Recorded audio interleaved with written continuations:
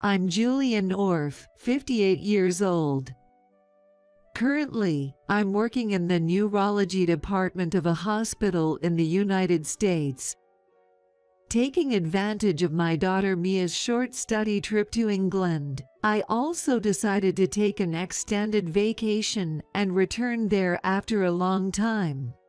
I wonder how many years it has been since. I visited the hospital where I have many nostalgic yet painful memories from when I used to work there. I had a coffee at the hospital's cafe terrace where I used to take breaks. Even though 18 years have passed and the outside view has changed a bit, the clear blue sky remains unchanged, and it reminded me of those words suddenly brought up by my ex-husband. I choose a brilliant child born to a 23-year-old woman over a child born to you at late birth age. I was stunned by his sudden statement. What do you mean? You're a doctor. You should know about the high risks of late pregnancies. You're not talking about the risks to the mother or the childbirth itself, but...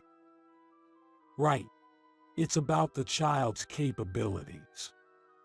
What? Why bring this up now? You knew this from the beginning when we wanted children. That's why we went through fertility treatments. Well, sure. I wanted kids too. Then... Things have changed. I don't get it. I truly didn't understand. We were a couple of doctors. I was a neurologist, and my ex-husband was a plastic surgeon. He opened a cosmetic clinic in London, marking a new start as a cosmetic surgeon, and at the same time, we began trying for a child. However, it wasn't easy, and after hoping for a child for 2 years, I finally became pregnant through fertility treatments at the age of 40. We cried tears of joy over the hard-won pregnancy, and my ex-husband became overly protective, saying, "Just until we reach a stable period." Seeing him like that, colleagues, friends, and our parents would jokingly say, "It's going to be even harder once the baby is born." Yet, a few months later, I found myself in the situation that led to the opening words. You really didn't notice. The things I've been doing outside. You knew, right? It was impossible not to have noticed. However, the reality was that our family was about to grow. This can't go on, I thought, and often waited up late to talk to my ex-husband when he returned home. That day, I was waiting for him again. "Welcome home." You're awake. Yeah, I thought we should talk. Whether he knew my feelings or not, a dismissive "oh" was all I got in response. Today, I got a notice about a dad's class at the hospital. Are you coming? Most husbands are attending this class, so I thought Thomas would. I'm not going. Then. I'm not interested, so I won't go. Not interested? I'm a doctor, you know. I've seen countless child patients. I don't have any issues with kids. So what's the problem? But raising our own child from a newborn is completely different. I'm a doctor too, but I have no clue about childbirth or parenting. That's your perspective. I'm different. I'll be fine. So, I'm not going. Are we done here? My ex-husband silently pressured me to continue speaking without hiding his bored demeanor, but I decided to ignore him. A colleague told me they think you're cheating. What? They saw you in downtown last week, walking arm in arm with a young woman, heading into a department store, and looking like you were enjoying shopping. Really? So, This person was stalking me.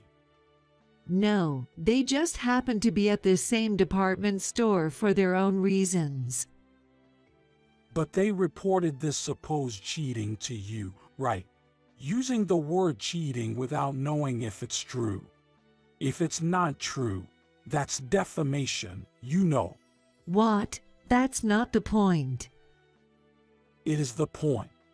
You're suspecting me based on a story that might not even be true. So, it's not true. Who knows? What? Our clinic is all about beauty, so naturally, we have a lot of young female staff. Do you know how scary women can be to each other? To keep the peace, I have to treat everyone equally, and as the owner, it's my job to provide meals, shopping trips, and little breaks to appreciate their hard work, right? So, you're doing the same with other staff members, not just the one the colleagues saw. Well, you could say that. And you're neglecting our family for that. Look, without them, our clinic wouldn't run. They support our income, which means they also support our household finances. Saying I'm neglecting our family because of that sounds a bit off. My ex-husband smirked as he spoke. The words coming out of his mouth are disgusting. Healing time, what's that? Does sneaking into hotels count as healing time? The colleague also said they saw my ex-husband entering a hotel with a woman. The hotel mentioned was one my ex-husband often used for dining. The moment I heard it, I immediately thought, this is definitely cheating, but I couldn't say it. Probably, after opening his clinic, my ex-husband began doing these things secretly. Having money, my ex-husband started to direct it outward all at once. Since then, he has become less secretive, or whatever the reason. He spent even less time at home. And then, back to that opening statement. One day, when he came home, he suddenly called out towards the bedroom where I was. Come out here. I was puzzled and opened the door. An overly young, flashy woman with a smug smile was sitting on the sofa. Ah, this woman is the one, my colleague mentioned. My ex-husband responded to my faint murmur. Quick on the uptake, aren't you? Yes. This woman will be my official wife from now on. And she's already pregnant. So, what happens to me? We're getting a divorce. Do you really think we can decide that easily? It's not on a whim. I have to take responsibility for her. What about your responsibility to me? Oh, you mean money? What? I'll give you plenty of money. There's the divorce settlement, after all. I could even give some to the child in your womb, a child born from an outdated womb. I'll give enough money to cover whatever little issues might arise. So just sign this and disappear, will you? Saying that, he placed the already filled out divorce papers on the table in front of me. The woman smirked at me and whispered in a low voice, "Creepy." I couldn't stand being in the same space with these people, and more importantly, I realized it was utterly impossible to think about a future with my current husband and our home after such an event. After that, the process went smoothly. We agreed to involve lawyers in our discussions, and I kept the divorce papers. I didn't want to expose my unborn child to this environment for even a second longer, so as soon as the discussion was finalized, I quickly packed my necessary belongings into a suitcase and left the house. Then 18 years passed, and here I was back again, never expecting to have a chance encounter with this man. As I was lost in these farts, I noticed someone approaching my seat. The moment I turned to look, Julia. A voice I never wanted to hear again vibrated through my eardrums. There he was, my ex-husband, whom I hadn't seen since that day. It's been a while. I couldn't avoid greeting him, so I muttered something neutral. He took a step closer, chuckling softly before speaking again. What? Came crawling back from America. What? You went back to America after that, right? Felt the limit and ran back to your alma mater for help. His twisted smile, mocking in nature, vividly showcased his true character, reminding me of my last image of my ex-husband, and I felt a heavy weight in my gut. Just visiting here, my daughter came for study in England, and we came here together today. You mean the child from back then? Who else? What do you mean? You're coming with her. What's wrong with that girl? Is she sick? What are you talking about? I was speechless at his outrageous remark. The words about older pregnancy and choosing a brilliant child that my ex-husband had said came flooding back, causing my chest to ache anew. As I struggled to find words, footsteps approached from behind. Mom. Mia, you are here. Who might you be? She must have looked like a stranger accusing me of sitting down and shrinking. Mia, while keeping her guard up to the maximum against my ex-husband, checked out the man.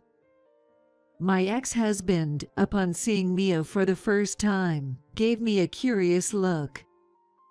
I said to my ex-husband with a small laugh, "This is Mia North, my daughter, and also your daughter by blood." It's no wonder my ex-husband was shocked to his core. Just by her appearance, Mia was tall and had a beautiful, radiant look. If he had been keeping up with the rumors, my ex-husband would have heard about her. Carefully choosing his words, my ex-husband asked, Mia North, by any chance?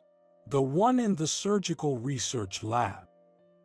"You are correct. Mia North is temporarily studying in the surgical research lab." I couldn't help but laugh at my ex-husband's astonished reaction. The child he had abandoned in the womb had become an outstanding medical student over 18 years. Moreover, he had assumed the child from an older pregnancy would be inferior or even born with some minus. He could never have imagined that such a child would turn out to be a beautiful medical student. You must be surprised. You never would have imagined that the child of the woman you dumped by spouting words of inferiority to older births would turn out to be so perfect, huh? That is. And Mia, she's accelerated her education, so at 18, she's already a second-year medical student. She's finished college already. What did you say? I couldn't help but smile at my ex-husband's bewildered response.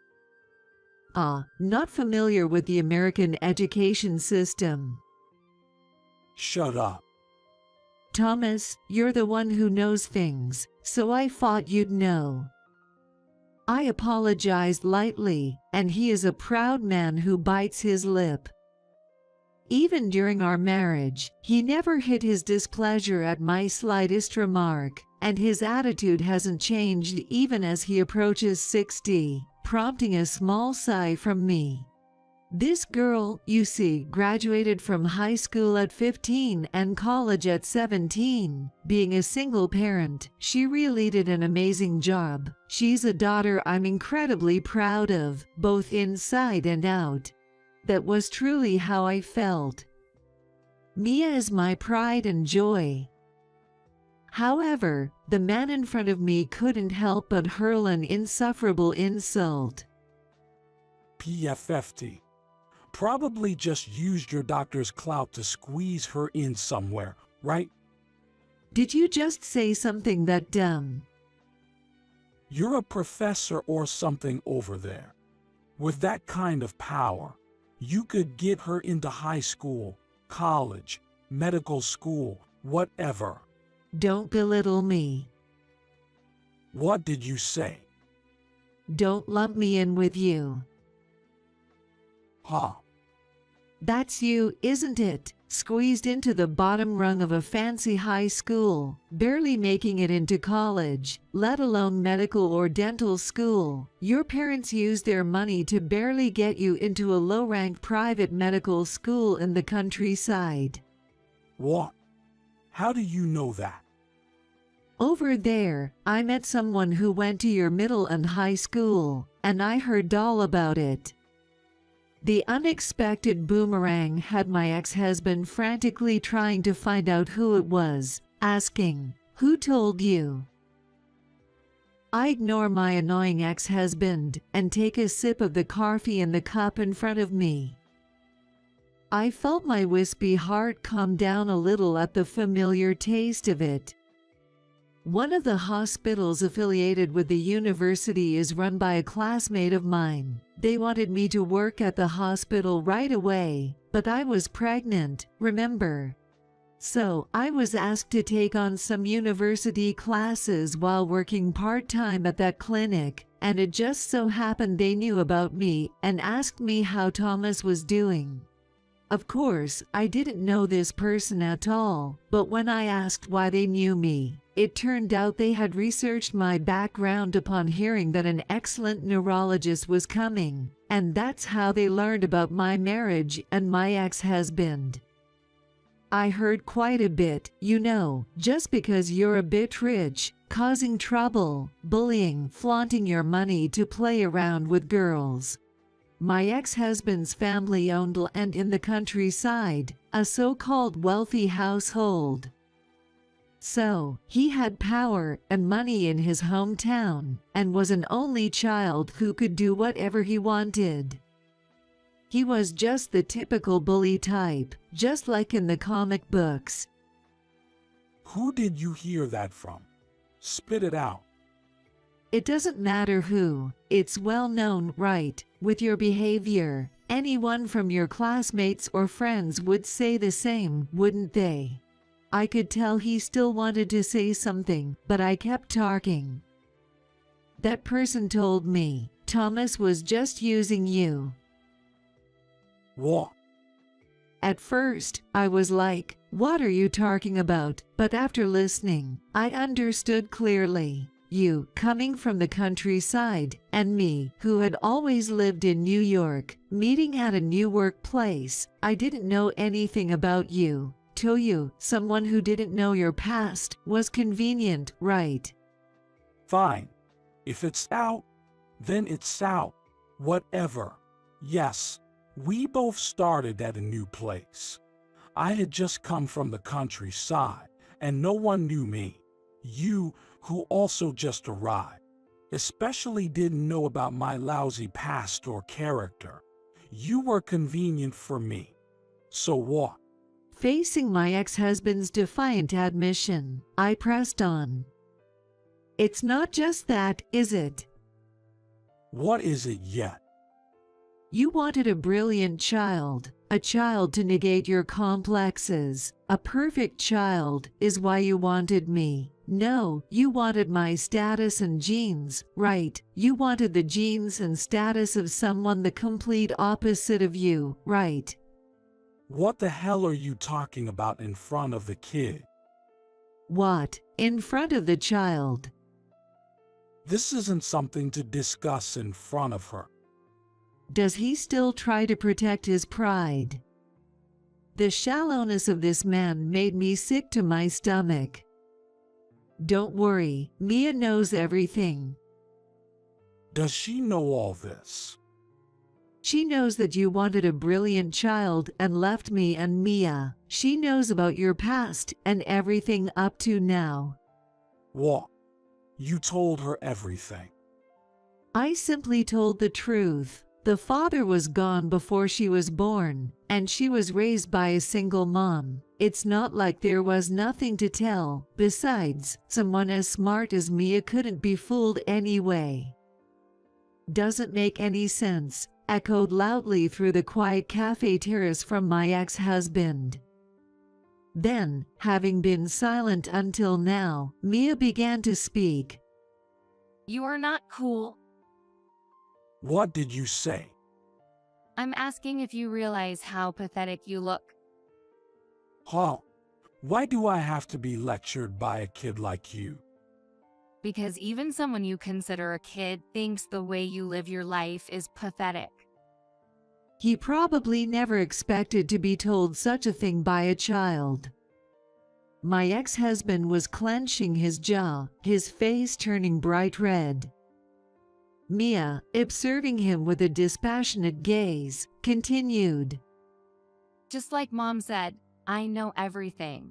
Not just about the past, but what's happening right now too. Huh? I didn't expect you to be begging the professor I'll be working with. Heard your clinic went under? How come? The decline in customers due to multiple failed cosmetic surgeries, fraudulent accounting, investment failures. Well, it all started 18 years ago, didn't it? How can you even say that? It all began when you left Mom and chose a new partner. Oh, wait, no. It started when you were blinded by the clinic's quick cash and swayed by women dazzled by money. Their presence made you greedy, leading to your downfall. My ex-husband, hit right on the mark by an 18-year-old, turned an even deeper shade of red, eventually starting to tremble. Really high on your pride, aren't you? Why not admit it? I'm a scumbag. A scumbag who ruins people's lives. That's why it's all coming back to you now, see? What? Ruin people's lives? Thanks to my leaving, Julia became a professor in America, and you're attending medical school at 18, thanks to skipping grades. It's all thanks to me. What? Don't be ridiculous. That's just the outcome, not thanks to you. Indeed, the divorce may have been a catalyst, but Mom being accepted into an American university so quickly was the result of her efforts. And my attending medical school after skipping grades is not only due to my efforts but also because Mom always cared for me. It's precisely because she always considered others and worked hard that so many good things returned to her. People who easily discard others and even destroy their workplaces end up in this pathetic reality where they must protect their pitiful pride despite everything. Seeing Mia like this was a first for me. Though she could get heated in discussions due to differing opinions, I had never seen her raise her voice in anger at someone. She must have processed the stories she heard from me and others while keeping her emotions at times. But this was about her circumstances, not imagining she viewed and thought about me in such a way. However, even faced with Mia's undeniable logic, my ex-husband couldn't contain his emotions. Huh? First off, you wouldn't even exist without me. It's all thanks to me, damn it. Wow. How could you say that to your child? It's okay, Mom, I don't mind. I am indeed grateful to have been born. But well, to be precise, that gratitude is towards the grandparents who supported you for so long. What? He probably didn't expect a conversation to turn to his parents. He looked as if he had been shot with a pellet gun, frozen in place. After our divorce, your parents actually kept in touch with me and cared about Mia. Well, you wouldn't know since you were cut off from your parents after the divorce, right? Huh? My parents are still in touch with you. You must have influenced them to cut ties with me to get them on your side. Oh, no way. They just saw through their son, who quickly discarded a smart and beautiful wife for a younger and foolish woman, led astray by appearances. What the hell are you talking about? You barely graduated from medical school you got into through money, struggled through extra personal tutoring, and barely managed to get your medical license after repeating a year. Then, you somehow squeezed into a general hospital where you never stood out, overshadowed by senior doctors. Your pride couldn't stand that, so you nagged your parents into opening a cosmetic clinic for you. Then, carried away by the booming cosmetic surgery market. So it was a harem, surrounded by women. And then you got a nurse more than 20 years younger than you, abandoned your family, and you even destroyed the clinic you built with your parents' money for these women. How do you expect your grandparents to help with that? Overwhelmed by Mia's rapid-fire recounting of his dark past without stumbling, my ex-husband was left sputtering, unable to form coherent words. He looked at Mia with a dumbfounded look on her face, and suddenly, either calmly or with a bug in his head, my ex-husband began to say the most outrageous things.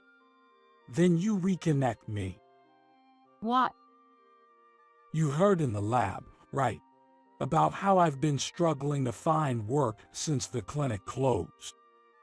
Considering you're begging at the former workplace of your ex-wife, I guess you're having a tough time. Right? Everyone's cold to me. So, you're excellent and promising. And if you, the daughter of Julia, trusted by everyone around, say you want to help your dad after an unfortunate separation, they'll surely lend a hand out of sympathy. While making such abnormal statements and lamenting like a tragic heroine, Mia and I exchanged looks and sighed. How pathetic. Why? Resorting to begging a child you abandoned and never even thought of till now is just disgraceful, embarrassing, and insane. Shut up. What do you know about me? I don't know, and I don't want to know, and I never plan to understand. A doctor who can't empathize with others, only thinks of himself, and ends up causing medical accidents. I don't want to understand that. Anyway, it's ridiculous to beg Mia. Don't you have a capable child? Just ask them. Mine's impossible. Barely managed to push her into a mid-tier private girls' school. Oh, money again. Solving things with money again, huh? What? If I solve it with money, there's no problem. My ex-husband quickly became heated and defensive, his face turning red again as he relived his past mistakes. Fundamentally, such matters shouldn't be resolved with money. It's wrong for that thing to settle people's ends with money. But I think there are things that money can't solve. What the hell is that? Did you know one of your medical accident victims was a relative of my professor? Huh. I think it was the child of my mentor, Professor Linda's niece. They had surgery at your clinic and ended up with facial muscle abnormalities. You mean that case I couldn't solve with money? Those inconvenient cases you ran away from by closing the clinic seem to catch up. Medical circles are connected somewhere, somehow. I even got connected to your associates in America. Domestic circles. Whether my words were in his ears or not. My ex-husband, now pale and sweating profusely, froze, his eyes darting around and settled. It's okay.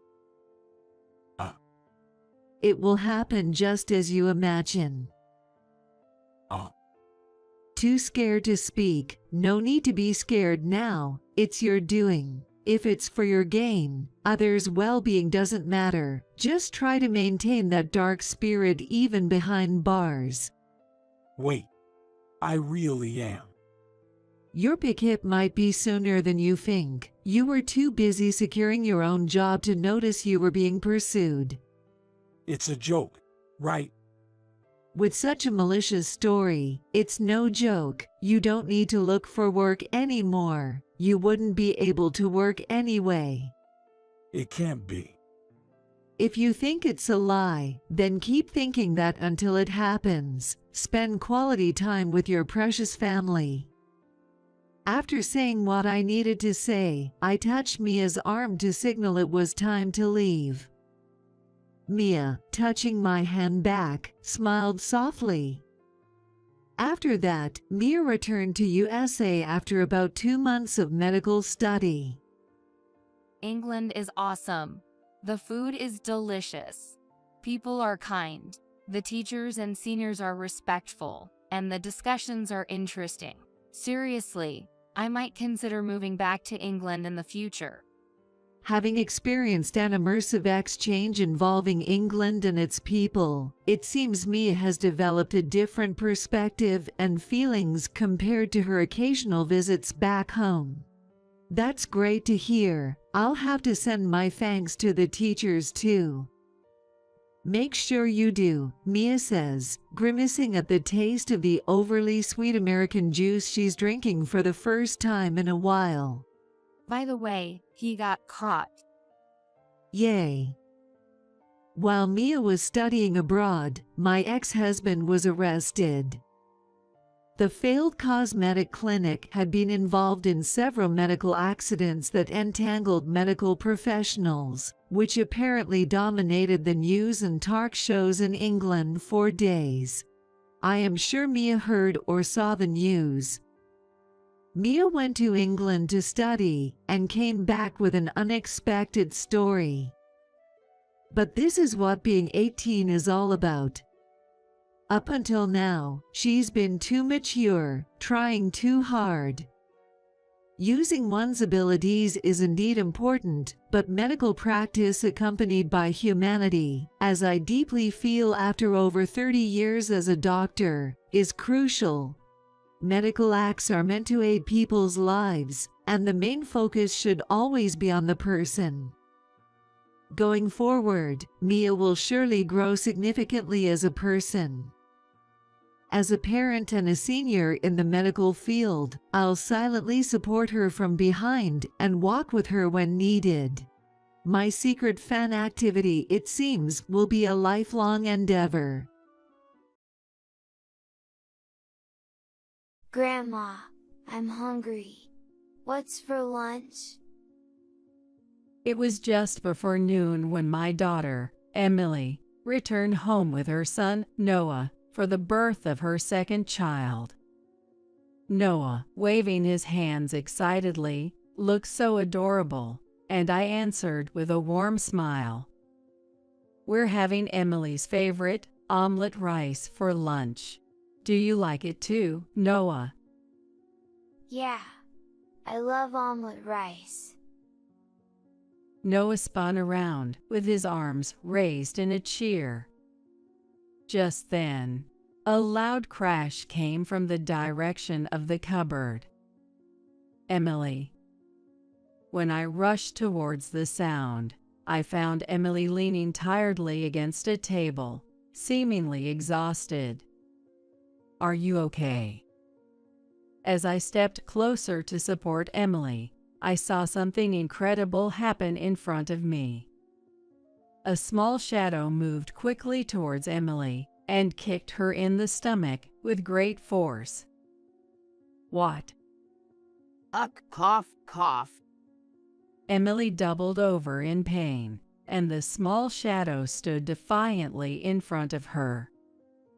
Noah. Shockingly, the small shadow that had kicked Emily was Noah. I couldn't believe my eyes for a moment, and when I got back to myself, I told Noah, "Hey, Noah, what are you doing to your mom? Emily, are you okay?" I immediately went to Emily's side and whispered to her. Yeah, I'm so sorry. I'm so sorry. I'm so sorry. For some reason, Emily kept apologizing desperately. Seeing the usually sweet and honest Noah kick his mother in the stomach was a massive shock to me. My husband, Jack, approached with a fierce look, having witnessed the whole scene. Noah, I'm not mad, but explain why you did that. Noah looked confused and said, "What? It's discipline." Discipline? What does that mean?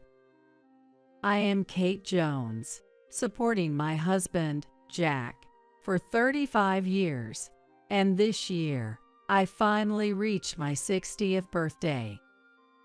We have one child, our 31-year-old daughter, Emily. I've dedicated my life to homemaking, focusing on household chores, and raising our child. Even though Jack worked, he always made time for Emily on weekends and before bedtime. Emily was the daughter we always wished for, and we showered her with all the love we could from the moment she was in the womb. Especially Jack, who had always wanted a daughter since we got married, lavished her with love. He gave her everything she wanted, from clothes and toys to snacks.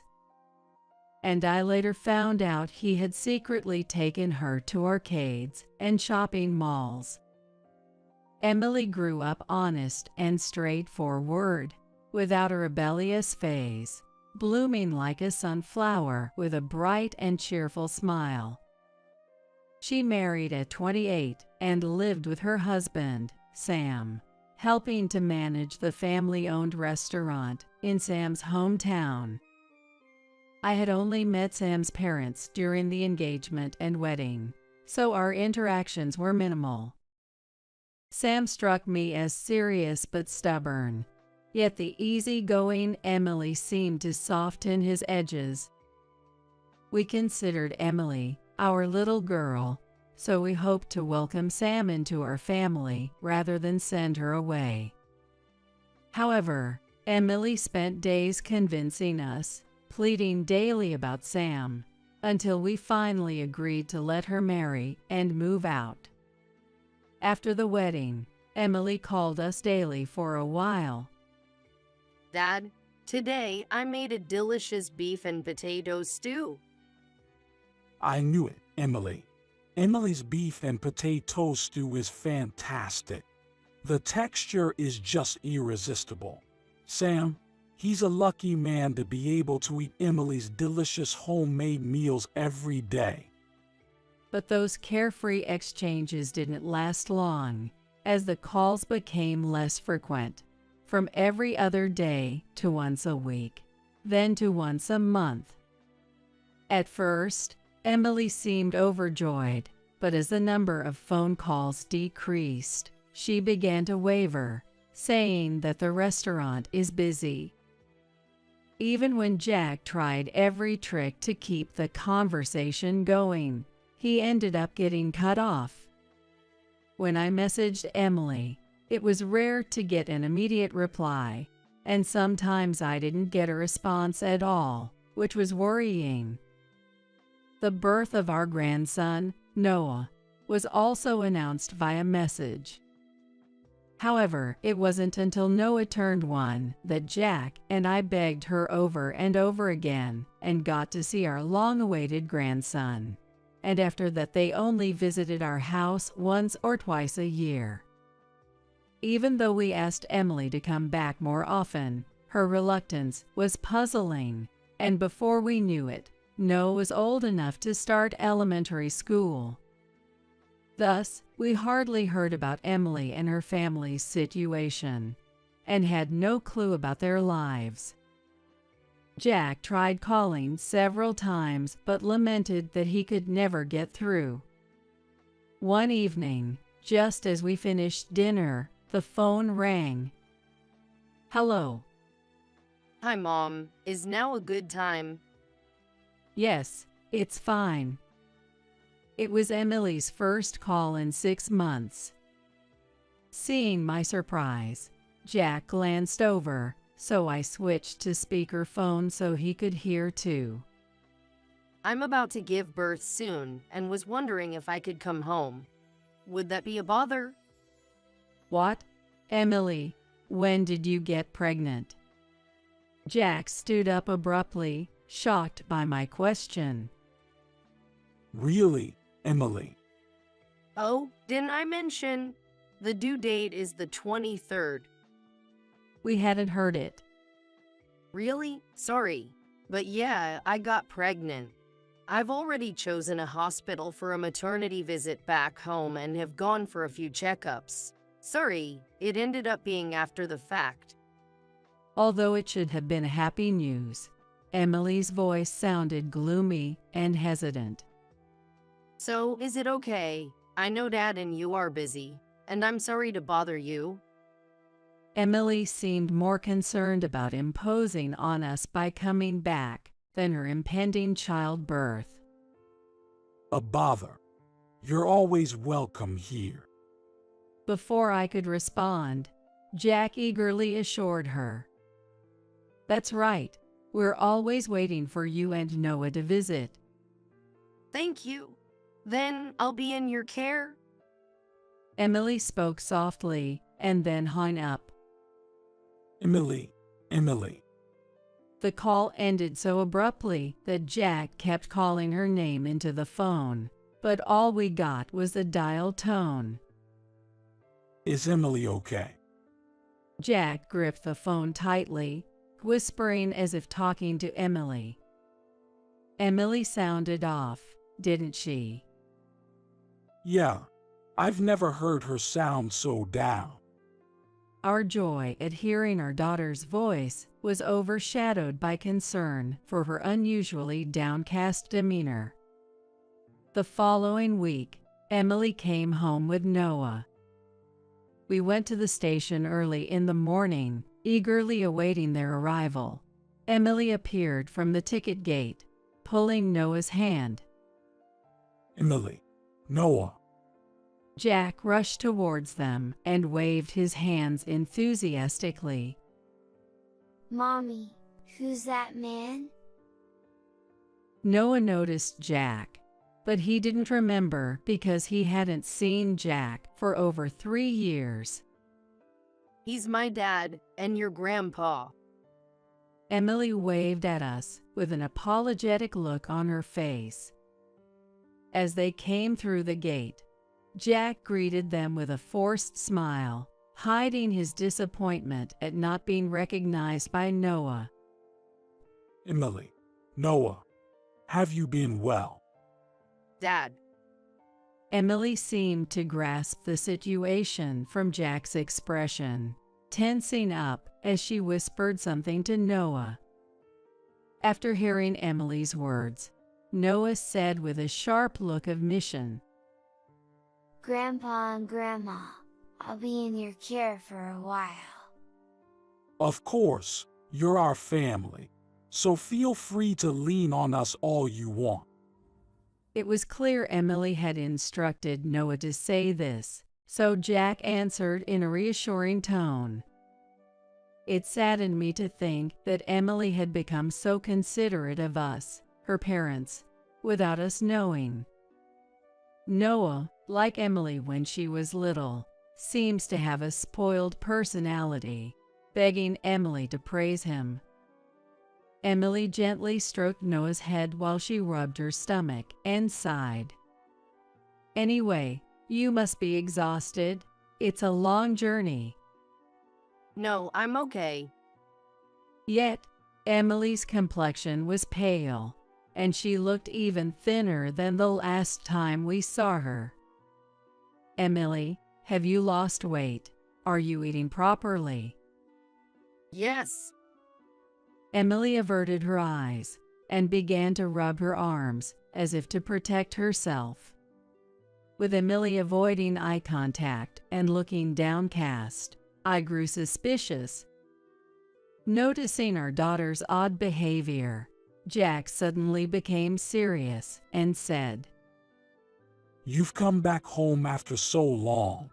Now's the time to really lean on us. Yeah, thank you, Dad. But Emily's response was hesitant, causing Jack and me to exchange puzzled glances. When we got home and I was about to make some herbal tea to take a break, Emily came into the kitchen and said, I'll help you. Emily, you should rest. I can help you. I am okay. Emily forcefully grabbed a kitchen towel and began wiping the dining table, sweat forming on her forehead. You were a very spoiled girl. What happened all of a sudden? She had never once talked back to me, but now she seemed like a different person, turning her back to me. It's nothing. I've just come to understand the challenges of being a mom. While meticulously wiping the table, Emily spoke calmly, but she looked so frail I had to force her to lie down in bed. Mom, I am okay. Emily was lying down and saying in a weak voice, and I was worried about her. We're taking care of Noah, so sleep for a while. I am sorry. Emily used to be so bright, like a sunflower, but now she was trembling and seemed so small and scared. It's not I'm sorry. It's thank you, right? Yay, thank you, Mom. I continued to gently and slowly rub Emily's shoulder. She must have been so tired that she fell asleep in less than 5 minutes. Meanwhile, Noah, overflowing with energy, played with toy trains with Jack. I smiled and spoke to the two who were playing. Put it away when you're done playing. Okay. Noah responded energetically, raising his hand. It's very good of you to answer well, Noah. Noah is such an honest and good boy as Emily. I smiled, left Noah in Jack's care, and decided to go grocery shopping to prepare lunch. Today, I plan to make Emily's favorite omelet rice, trying to shake off the nagging anxiety. When I returned from shopping and it was time for lunch, Emily had just woken up. Did I sleep a lot? Yeah, you slept soundly. What should I do? For some reason, her face turned even paler, showing a frightened expression. Is something wrong? No, I need to start making lunch soon. Without hearing me stop her, Emily went hauntingly to the cupboard. Her behavior was more suspicious than I had ever seen, filling me with an increasing sense of dread. Just then, Jack and Noah, tired of playing and hungry, came. Grandma, I'm hungry. What's for lunch? Noah's flailing hands were endearing, and I answered with a smile. We're having Emily's favorite omelet rice for lunch. Do you like it too, Noah? Yeah. I love omelet rice. Noah spun around with his arms raised in a cheer. At that moment, a loud crash came from the cupboard. Emily. Rushing over, it seemed Emily hadn't fully recovered, as she was slumped over, leaning on the table. Are you okay? As I stepped closer to support Emily, I saw something incredible happen in front of me. A small shadow moved incredibly fast towards Emily and kicked her in the stomach with great force. What? Cough, cough. Emily crumpled to the ground, with a small shadow standing defiantly in front of her. Noah. Shockingly, the small shadow that had kicked Emily was Noah. I couldn't believe my eyes for a moment, and when I got back to myself, I told Noah off. "Hey, Noah, what are you doing to your mom? Emily, are you okay?" I immediately went to Emily's side and whispered to her. Yeah, I'm so sorry. I'm so sorry. I'm so sorry. For some reason, Emily kept apologizing desperately. Seeing the usually sweet and honest Noah kick his mother in the stomach was a massive shock to me. Jack, having witnessed the whole scene, approached with a fierce look. Noah, I'm not mad, but explain why you did that. Jack was trying to remain as calm as possible, but it was clear he was struggling to contain his anger, his fists clenched. However, Noah looked bewildered. What? It's discipline? Discipline. I didn't understand what he meant, but my first thought was, first, we need to help Emily. Emily. Supporting Emily, whose gaze was unfocused, I looked into her eyes. Emily, what's wrong? You're acting strange. At my words, Emily flinched and then collapsed to the floor. Emily, are you okay? Emily continued to breathe heavily while clutching her stomach. Emily. Gently touching Emily's back, my warmth seemed to reassure her, and her breathing slowly became more stable. Then the warmth of my hand seemed to make Emily's breathing calm little by little. I gently stroked Emily's back and watched Jack and his grandson. Noah was a good and obedient child, and I felt there must be some reason behind his actions. What's going on, Noah? With his face turning red and looking nothing like the person who had just been playing with Noah, Jack's angry expression made Noah look like he was about to cry. But Daddy said. At Noah's softly spoken words, Jack's eyebrows twitched.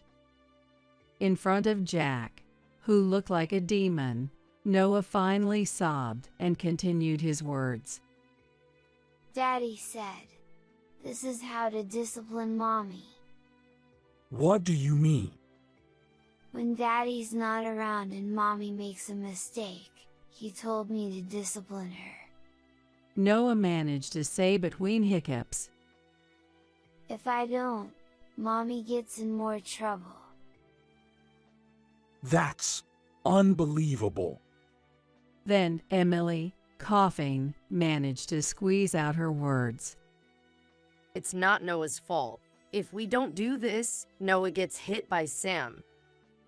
With those words, the awful truth I had suspected became clear. You've endured so much.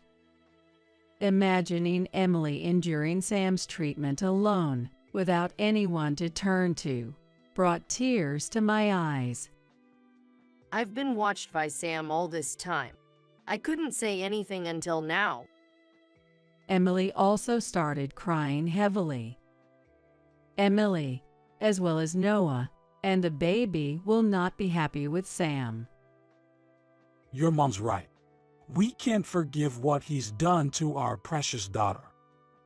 Emily's tears didn't stop, and Jack's words seemed to finally allow her to voice her true feelings. Dad, Mom, I want to cut ties with Sam. That's brave of you to say. Actually, I've been carrying a divorce petition that I signed, thinking of divorcing someday. When Emily revealed she had brought it even now, Jack immediately said, Let's call Sam over right now. But will he come? Sam always prioritized the restaurant and never listened to Emily, so she looked doubtful. Jack called Sam with a firm tone. Sam, come to our house right now. I couldn't hear Sam's voice on the phone, but Jack's voice made Sam look reluctant. Do you understand what will happen if you don't? Jack's forehead veins stood out, and his face turned red from the unfamiliar effort. We'll talk more when you get here. After ending the call, Jack looked frustrated. Are you okay? Yeah. I just need some water and a little rest. I passed the water to him, and he drank it all in one gulp, holding his head. After drinking the water, Jack felt exhausted and staggered down on the sofa. Noah sat quietly next to Emily, who still couldn't stand up. I clenched my teeth, bracing for what might happen next. Hours later, Sam arrived, his hair messy and dressed carelessly, with a sulky attitude. Seriously, I have work, and you call me over suddenly. Jack, slightly recovered, spoke up at Sam's attitude, which suggested he might attack Emily if we weren't watching. How could you do this to our precious daughter? Sam, sensing something, responded noncommittally and glared at Noah. Noah stood protectively in front of Emily, spreading his small body as wide as he could. I disciplined mommy in place of daddy, so don't be mad at her anymore. As Sam slowly moved towards Emily and Noah, Jack stood in front of them. If you take one more step, I won't hold back. Jack's voice, deep and resonant from his core, made Sam shake his head in frustration. All of you painting me as the villain, disciplining a poor wife, what's wrong with that? Sam, showing no remorse, glared at Jack with muddy eyes. That's why I hated spoiled princesses. Do you have any idea how much I've hurt my hands educating this worthless wife? While revealing his abuse of Emily without a shred of guilt, Sam remained utterly unapologetic. Standing next to Jack, I couldn't contain my anger any longer and said, Emily is pregnant. What if something happened to the baby? Even if she weren't, abusing your wife is despicable. Despicable, huh? It's Emily who's really despicable here, being so careless with housework and parenting. Sam started, scratching his head and saying something outrageous. Lately, I've been letting Noah do the disciplining. Just like his mother, he's completely inept. He casually mentioned abusing Noah if he didn't discipline properly, then taking it out even more violently on Emily, as if discussing tomorrow's weather. That's absolutely unforgivable. Jack screamed, realizing the unimaginable hardships our dear daughter had been silently bearing. Am I really that bad? I was raised this way, and making a fuss about this seems ridiculous. Sam revealed, apparently, his parents were complicit in his treatment of Emily. Give me a break. It's ridiculous that I'm being blamed here. Sam bit back, showing no signs of remorse and acting as if he was the victim. You thought I was listening silently. Finally, Jack's patience snapped. He disappeared into another room and returned with several documents. I don't care what happens in your family, but you're getting divorced from Emily. I thrust a sheet of paper at Sam. Sam looked at the document, raising his eyebrows slightly. The document Jack pushed towards him was the divorce petition signed by Emily. Before Sam arrived, Jack had taken custody of the divorce papers from Emily. Fine, I don't mind divorcing Emily. Sam quickly signed the divorce papers and handed them back to Jack. Jack secured the signed divorce petition and prepared more documents. Additionally, considering Emily will need support, I want back all the money I invested in your parents' restaurant. With that, he handed over another document, causing Sam to gasp and collapse to the ground. The second document was a financial support agreement signed by Jack. The document stated the total amount of money that Jack had helped so far, and that he might have to make a lump sum repayment depending on his wishes. Since Jack is the executive of a large company, he has given considerable support to Sam's parents' restaurant, which amounts to $100,000. Sam finally spoke after a moment of slumping on his back. I can't give up Noah as the heir, and there's no way I can repay that money. There's no way we'd let you off that easy. You have no compassion. I'm the man your precious daughter loved. I supported Jack because Sam was so selfish. After agreeing so readily to divorce Emily, you expect compassion and love. What? You don't care what happens to me, Emily? Sam desperately looked to Emily for support, turning his anger towards her. But protected by us, Emily confidently replied, I don't care what happens to you. As long as I have Noah and the baby, I'll be happy. So that's how it is. Realizing there was nothing he could do, Sam seemed to lose all spirit, now that the divorce was finalized. Following the divorce, Sam's parents' restaurant, having lost Jack's financial support, faced severe financial difficulties. To save the failing business, Sam accumulated debt, but the business ultimately failed spectacularly. Rumors of Sam's abuse towards Emily and Noah spread, and he was eventually ousted from his home. Sam, now labeled as an abusive man, moved far from his hometown and worked tirelessly in a remote factory to repay his debts. Then Emily and Noah, no longer with Sam, lived with us. On a bright, clear autumn day, the cheerful cries of a newborn filled the hospital room. How is it, Emily? As usual, Jack charged towards Emily, causing me to hastily calm him down. Dear, you'll startle the newborn baby with that enthusiasm.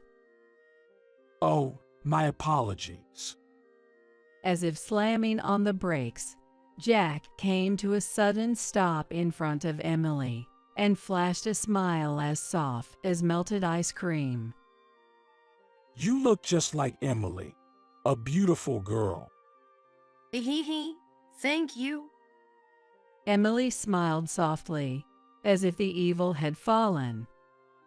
That smile was indeed the full bloom of sunflowers we knew Emily could bring to life. Mommy, Mommy.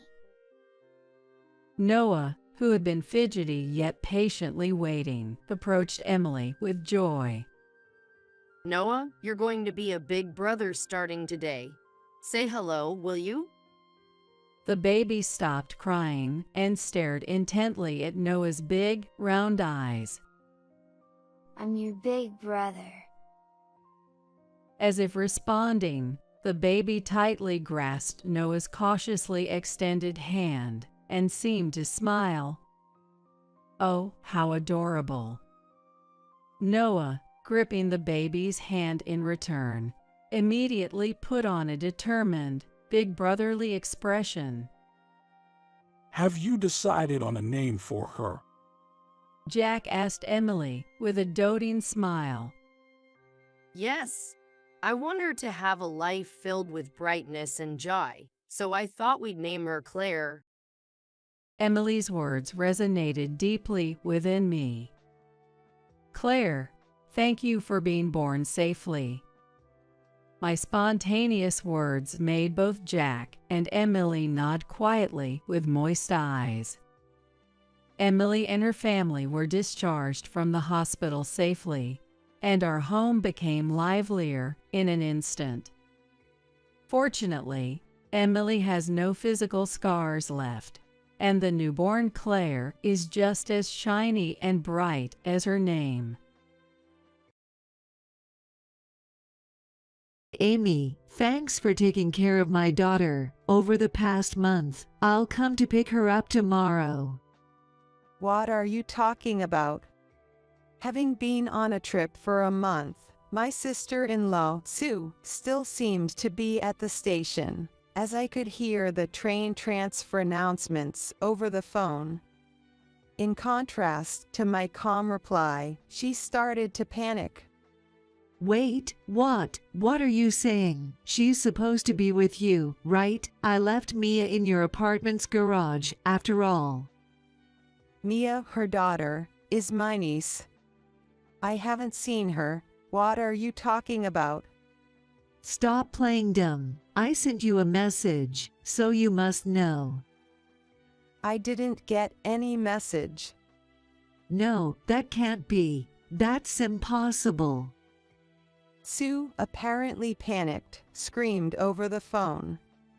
What are you going to do about this? I left Mia in your care. If anything happens, it's on you. After hanging up once, Sue tried calling Mia's kid's smartphone, but couldn't get through, and was still panicking. When she called me back, yelling even more, I suggested she should head home first. That's true. Nice. After she hung up, she immediately went home, only to find me, John, and Mia, the three of us together. Sue seemed puzzled, her mouth opening and closing as if to say, "Why are all three of you together?" Sue, I've just heard everything from these two. What? At John's words, she turned pale. My name is Amy Smith. Until a few years ago, I worked a regular job. At 40, I decided to go independent and started working as a freelance illustrator. Since my income increased, I now live alone in an apartment. I basically work from home and rarely leave the house, mainly for occasional shopping or meetings with clients. I'm not married and don't have a boyfriend, but I'm satisfied with my life. Although my friends ask if I'm lonely, I've never really thought about it. I'm more fulfilled by my work and have no plans to look for a partner in the future.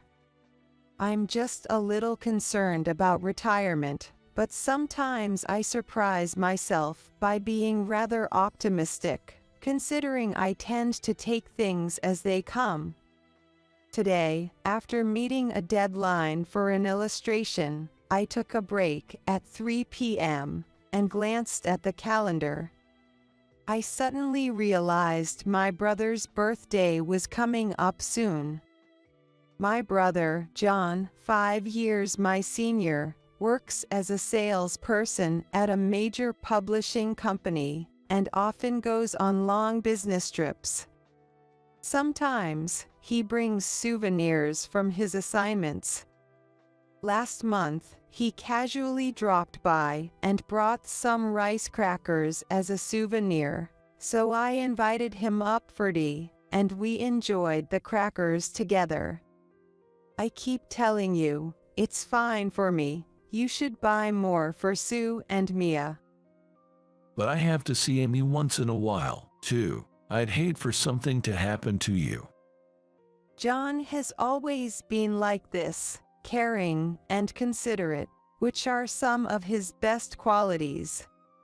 Sue and Mia are John's wife and daughter, making them my sister-in-law and niece, respectively. I haven't told John, but I find Sue a bit difficult to deal with. She's very bright, always sporting fashionable nails and trendy clothes, giving off a vibrant impression. It's not necessarily a bad thing, and it doesn't bother me too much, but she often looks down on me for being single. During a family gathering at New Year's, she burst into laughter when she found out I didn't have a spouse or even a boyfriend. Hey, you're always so young and beautiful, thinking of putting off marriage, huh? Ever heard of missing your marriage window? Well, I think marriage and relationships are up to each person's values. It's not like you must have a partner. I replied. Sue laughed again at that.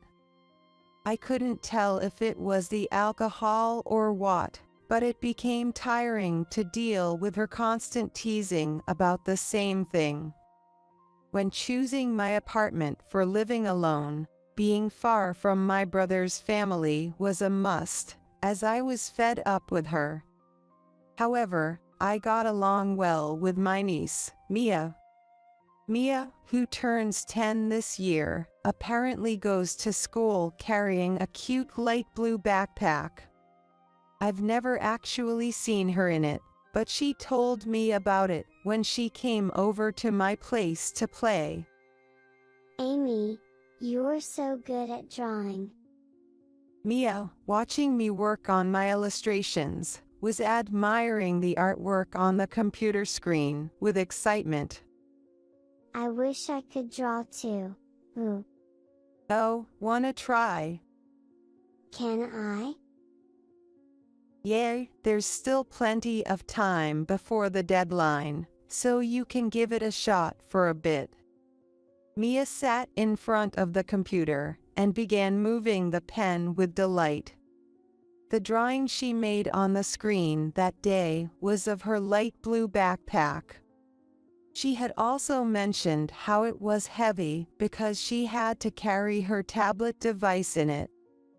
Even with a water bottle, which would make it even heavier in the summer, she's so small yet manages it all. I'm truly impressed. Mia told me that her mom, Sue, was a stay-at-home mom, and when John was away on business trips, she would do whatever she wanted. For dinner or lunch on school holidays, they would just buy pre-made meals from gas stations or supermarkets. Me does the laundry most of the time, and Mom only does it occasionally. Really? Yeah. And, Mom gets really mad just because my shoes are muddy from gym class. Why, what does your mom do at home? She's always on her smartphone or watching TV.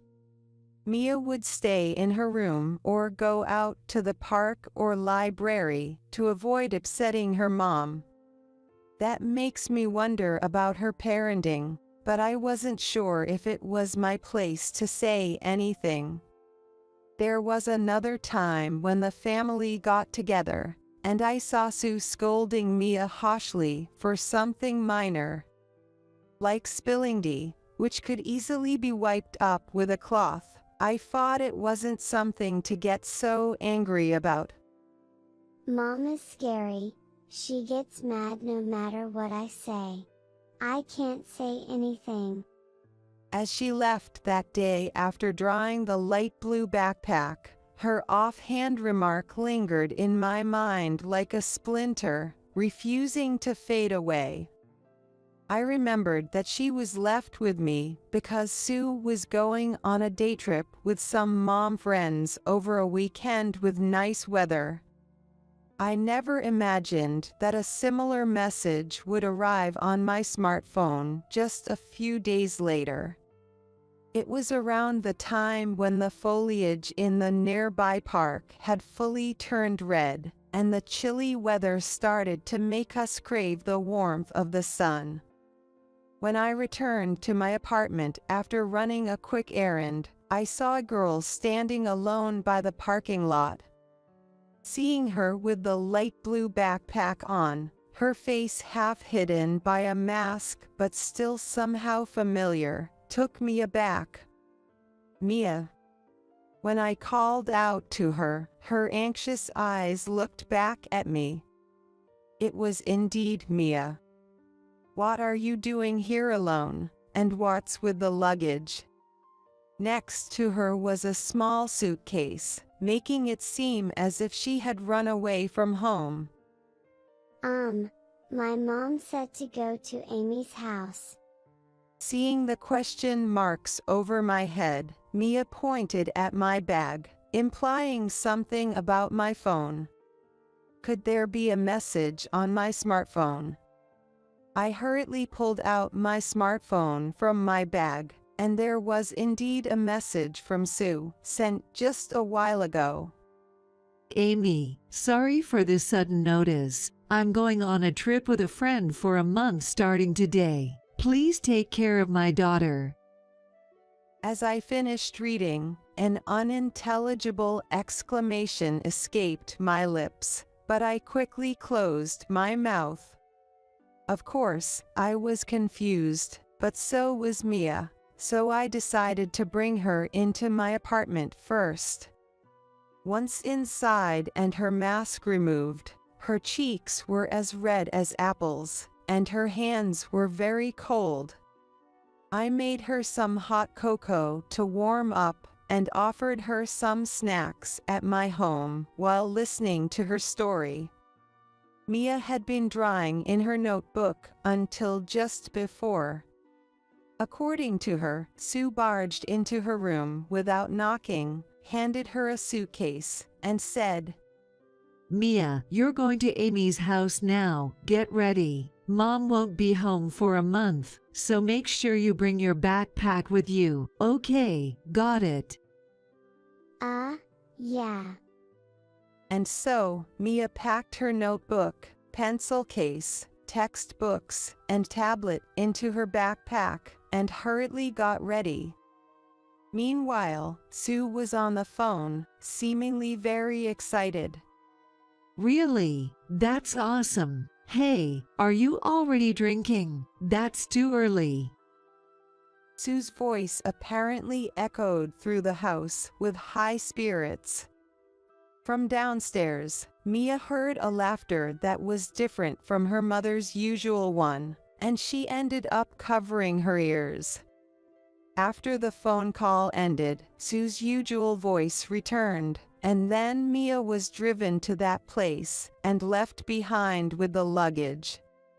When Mia got out of the car, she was told, "Stay here and be a good girl for Amy for a month," and she waited for me under the cold sky.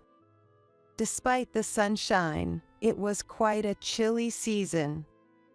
I couldn't help but feel angry when I thought about what Sue would do if Mia caught a cold.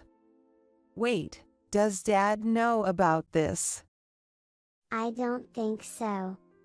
Mom doesn't really keep in touch with him much. While munching on chocolate cookies, she said, "It was cute how cookie crumbs were stuck on her cheek." Feeling it was wrong not to inform my brother John about the situation, I decided to call him later. Hey, Amy. I don't want to be with Mom anymore. Suddenly, Mia said this while staring at the rim of her juice glass. The girl who had been happily eating cookies just moments ago now had a troubled expression, uncharacteristic for a 10-year-old girl. Why? Because Mom gets angry easily, throws trash cans, and I hate it. Throw trash cans. Me haven't done anything wrong, but she keeps telling me to get away or get lost and throwing them at me.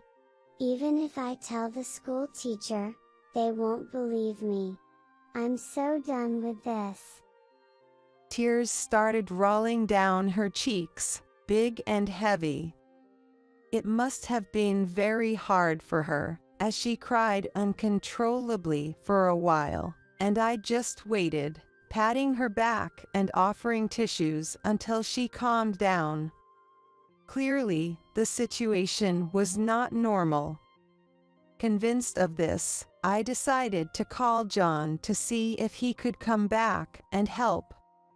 Stepping away for a moment, I brainstormed how to explain the situation to him, away from Mia's sight.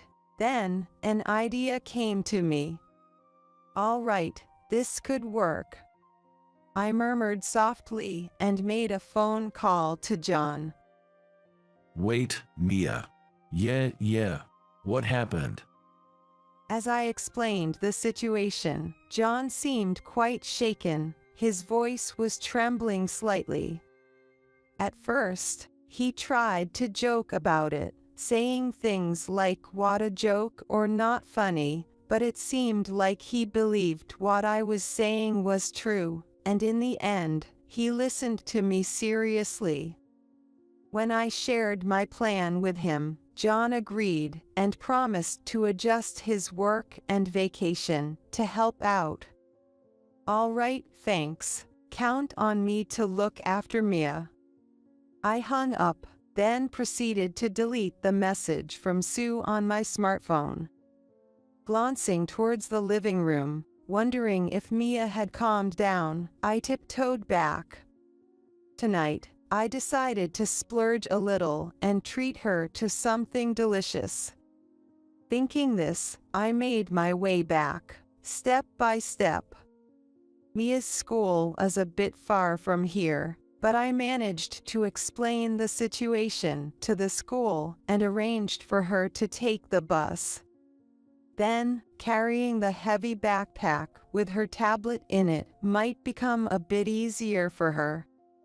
Planning to bill John for the bus pass later, I spent my days working from home as usual.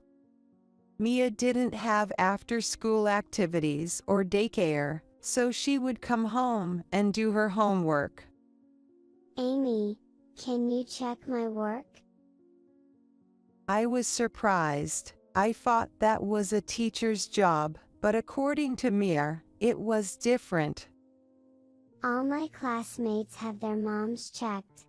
Me always did it myself. Realizing how self-centered Sue had been, I picked up a red pen. After checking her homework, it was time to start preparing dinner. When I stood in the kitchen, Mia followed and pleaded with her eyes, "I want to help. Today we're making meatloaf, so could you start by peeling the onions?" Sure. Mia peeled the onions faster than I expected, and followed every cooking instruction flawlessly. I wondered if she had learned this somewhere, but there was no time to ask, as dinner was ready before I knew it. Days like these repeated, and before we knew it, a month had flown by. Looking at the calendar, I anticipated Sue's call, and sure enough, it came. Amy, thanks for taking care of my daughter over the past month. I'll come to pick her up tomorrow. What are you talking about? I replied calmly. Sue, having been on a trip for a month, still seemed to be at the station, as I could hear the train announcements over the phone. Wait, what? What are you saying? She's supposed to be with you, right? Because I left Mia at your apartment, so you should know. I haven't seen her. What are you talking about? Stop playing dumb. I sent you a message, so you must know. I didn't get any message. Are you sure you didn't mix up the number? No, that can't be. That's impossible. Sue, apparently panicked, screamed over the phone. What are you going to do about this? I left Mia in your care. If anything happens, it's on you. I'll call her too. With a shrill voice full of anger, she abruptly hung up the phone. After a while, there was another call, and Sue was yelling again. It seems she tried calling Mia's kid's smartphone, but couldn't get through, and was still panicking. Sue, why don't you go home first and calm down? That's true. Nice. I'm going home now. After that, I could hear Sue arguing with another person, seemingly a man, although the conversation was too faint to understand. The room fell silent once again, as quiet as the calm before the storm. Eventually, Sue got home and came rushing down the hallway, her footsteps echoing loudly. As she entered the living room, her face, wild with disarray, turned pale upon seeing me, John, and Mia together. Sue seemed shocked, her mouth opening and closing as if to say, "Why are all three of you together?" without making a sound. I've just heard everything from these two, Sue. And we heard the earlier phone call too. What? We put the phone on speaker so we could all listen. It makes it easier to discuss what happens next. By the way, Mia's smartphone was turned off, so it was natural that Sue couldn't reach her. What have you done? That's my line. I said I didn't know, but the truth is that I've been taking care of Mia here for a month. What's with this sudden trip and leaving her stranded in front of someone else's house? I sent you a message. That's not the point. John carefully chose his words and spoke calmly. Let's stay calm, everyone. Mia's here too. So, Sue, it's true you left Mia and went on a trip by herself. And you just got back, looking at your outfit and luggage.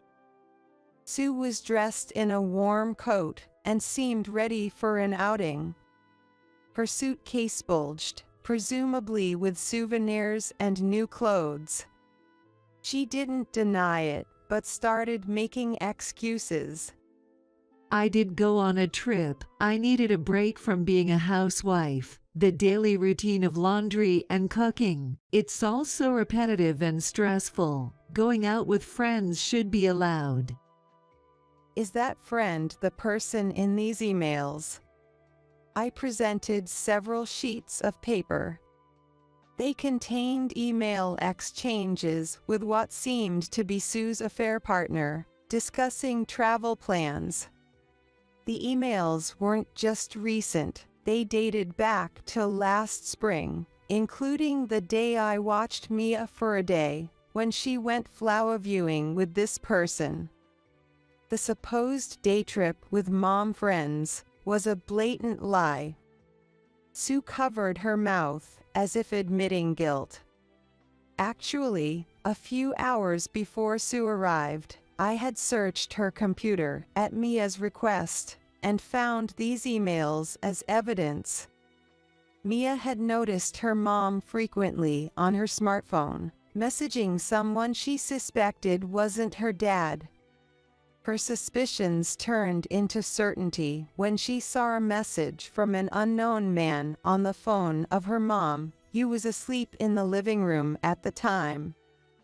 Also, the voice of the person her mom was talking to on the phone was occasionally audible for Mia, but it wasn't her dad's voice.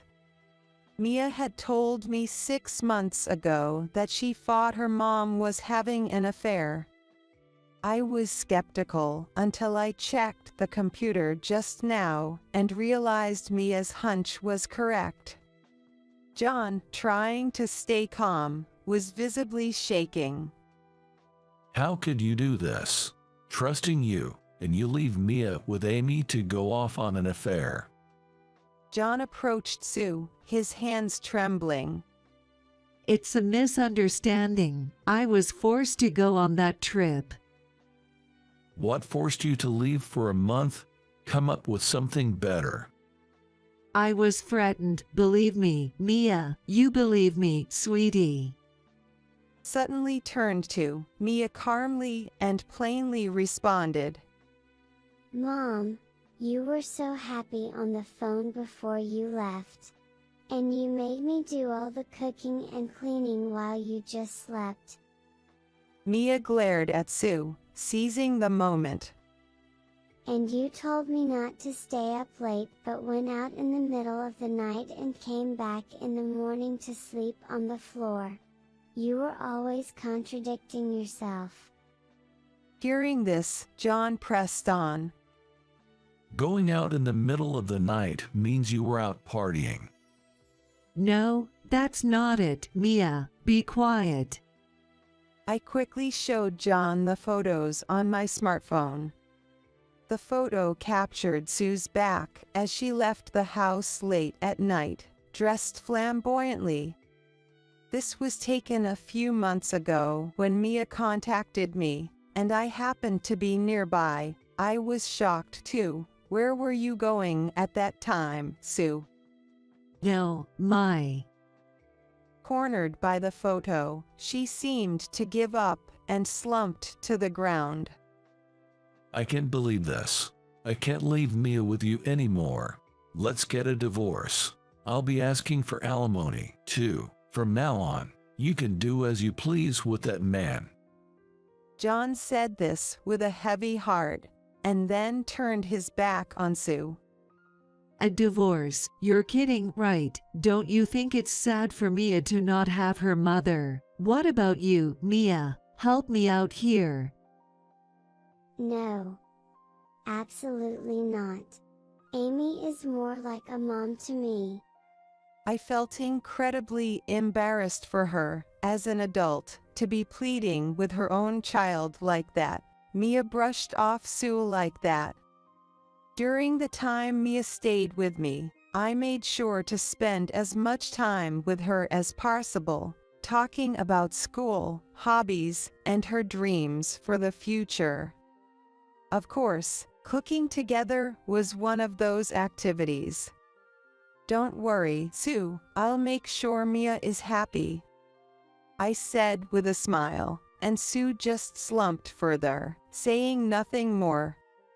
Half a year later, the divorce between her and John went through, and custody was granted to John. Sue was taken back to her hometown by her parents.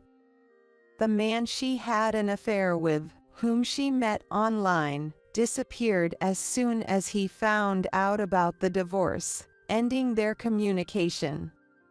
It was already too late when Sue realized she had been played. She was left with a hefty sum of alimony and child support payments, which she couldn't afford with her savings alone, relying on her parents to cover more than half. After that, her parents kept a close watch on her, and she wasn't allowed to go out late at night anymore. Furthermore, the gossip about her not taking her daughter with her after the divorce spread in her hometown, making her reluctant to leave her house. Still, she'll have to return to the workforce eventually, but what happens next is unknown to me, John, or Mia. John and Mia decided to rent out their house and moved to a different floor in the same apartment building I live in. John plans to use the rental income to pay off the loan and save for Mia. I began visiting them almost daily. John, regretting not being there for Mia and focusing too much on work, decided to change jobs. Transitioning to a new career in your 40s can be quite challenging, but he originally had excellent sales performance and strong communication skills, to the extent that he could have held some position of authority. Therefore, his job search didn't drag on for too long.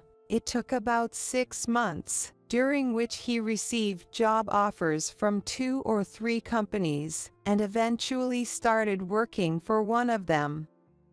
I was surprised to learn of his capabilities, that's for sure. It seems that he preferred field sales during his time at the previous company, and had been gently declining any discussions about promotions. I didn't want to stay on the same floor of the same company all the time. For that reason, but your new job is fully remote, right? Yeah, but it's interesting to talk to different people. Plus, being with Mia is the most important thing. Mia is still attending school, with her light blue backpack on her back. Moving meant she had to change schools, which was sad for her, but she seemed to quickly adapt and enjoy her new school life. Mia, have you gotten used to your new school yet? While we were making dinner together, I asked Mia, and she giggled. Yeah. I made a friend in the class next door. Already, that was quick. Mia nodded shyly. Yeah. We're going to make meatloaf at her house next time. That sounds fun. Yeah. Seeing her smile so brightly made me smile too. Her dream is to open a Western-style restaurant one day. Considering she's only 10, it's impressive she has such a solid dream. She told me why. My friend, like me, doesn't have a mom who cooks for her, so she makes her own meals.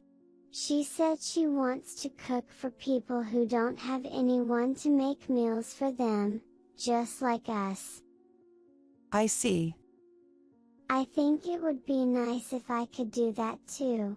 That's why I'm practicing making meatloaf. Her innocent smile stirred a complex emotion in me, but I quickly put on a smile and said, "That's great, Mia's meatloaf is delicious. I want lots of people to try it." Thank you. She looks so brave and radiant, facing forward like this. Her dream won't end as mere fantasy or delusion. I'm eagerly looking forward to the day Mia grows up and opens her restaurant. Ugh, you're so annoying. You and Emily are really annoying. I wish you guys would just disappear. Ryan lashed out at me and his own daughter with unbelievable harsh words. Just when I thought I couldn't trust this man anymore, an incident happened. Emily. One day, when I returned home from work, Emily was sitting on the ground in the yard, hugging her knees. Her hands were trembling from the cold. Even with a coat on, her exposed cheeks and the backs of her hands were reddish black. Seeing my face, Emily smiled weakly, relieved. Mom, welcome back. Why are you in the yard? What happened? Where's Dad? Emily kept her smile but resignedly murmured. He went on a trip with Sana. Leaving her behind for a trip was bad enough, but to specifically tell her it was a family vacation was a malicious and despicable act. What does he think of Emily's existence, of Emily's life? Ryan must be underestimating me, thinking of me as a weak woman with little income. Indeed, he's right. But a mother can become strong at times. A father like this is unnecessary. I am Lisa Johnson. I am a housewife in my 40s. I have 2 daughters. Emily, who is in the 2nd grade of elementary school, and Sarah, who is 3 years old. When Sarah started preschool, I began working part-time. Having not worked since Emily's birth, I found myself physically and mentally tired. However, having had little interaction with others before, I was happy to have conversations with adults. Mom, I cooked the frozen meals. What Emily did? Wow, thank you. When I came home 30 minutes after Emily's school ended, she proudly pointed to the microwave. I was touched that she took the initiative to help out, considering how tired I must be from my part-time job. Just the other day, I was still preparing her morning clothes for her. As I moved to hug Emily out of joy, she quickly dodged. Come on, I've told you I don't like hugs. It's a bit lonely, but my daughters are growing up fast. However, I've been troubled by the presence of a rebellious eldest son recently. Yuck, what's this food? Disgusting. My big eldest son, no, actually, he is my husband, Ryan, exaggeratedly complained. The food's too soft. Gross. How can anyone eat this?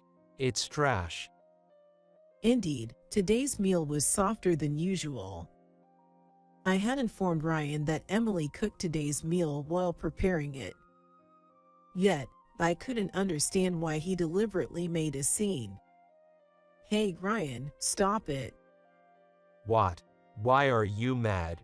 I'm just telling the truth. It's not my fault. Emily bit her lip and glared at Ryan.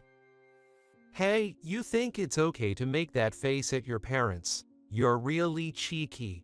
Not cute at all. Can't even cook the frozen meals properly. You're finished as a woman.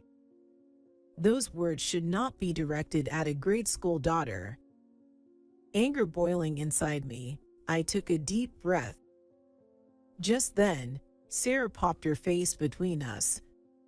Daddy, can't you eat? Sarah will cast a magic spell for you. Saying that, she showed the sprinkles. Stretching herself, she sprinkled them over Ryan's meal. Make it tasty. Make it tasty. See, Dad? You shouldn't be picky. Eat lots and grow big and strong. The tense atmosphere instantly lightened. Ryan's cheeks relaxed, and he patted Sarah's head. Thank you, Sarah. You're so cute. Yeah. Sarah is cute. And so is my big sister. What? No, Sarah's cuter. Daddy, I love you. Sarah looked up at Ryan with an innocent smile. She was truly a magician. She easily silenced Ryan, who had been so meanly smirking at trying to belittle Emily. Our family wasn't exactly close, but we were normal, I guess. Ryan didn't show much interest in me or the girls. Even when Sarah had trouble with friends, he was indifferent, saying, so, that's not my problem. But he drinks moderately and doesn't gamble. Of course, he's not rough or forceful either. Just, everything about the house and the girls is left to me. Not a bad person. Just lacking fatherly awareness, I suppose. Our relationship started to crumble about 6 months ago. Ryan came home drunk one day, in an unusually good mood. Hey, your king has returned. He hassled the kids who were about to go to bed. Dad, don't cling to me. Your smell is so alcoholic. Hey, don't say that. I'm a good guy, right? You love me, right? Stop it. Looking back, it was from that day that Emily started avoiding Ryan, calling him stinky, and Ryan began to find Emily not cute and annoying. Even on days when he hadn't drunk, Emily glared at Ryan, calling him stinky. I might not understand because of my chronic sinusitis, but the girls her age are sensitive, I guess. She doesn't speak ill of him to his face, so I'm watching over this as part of her growing up.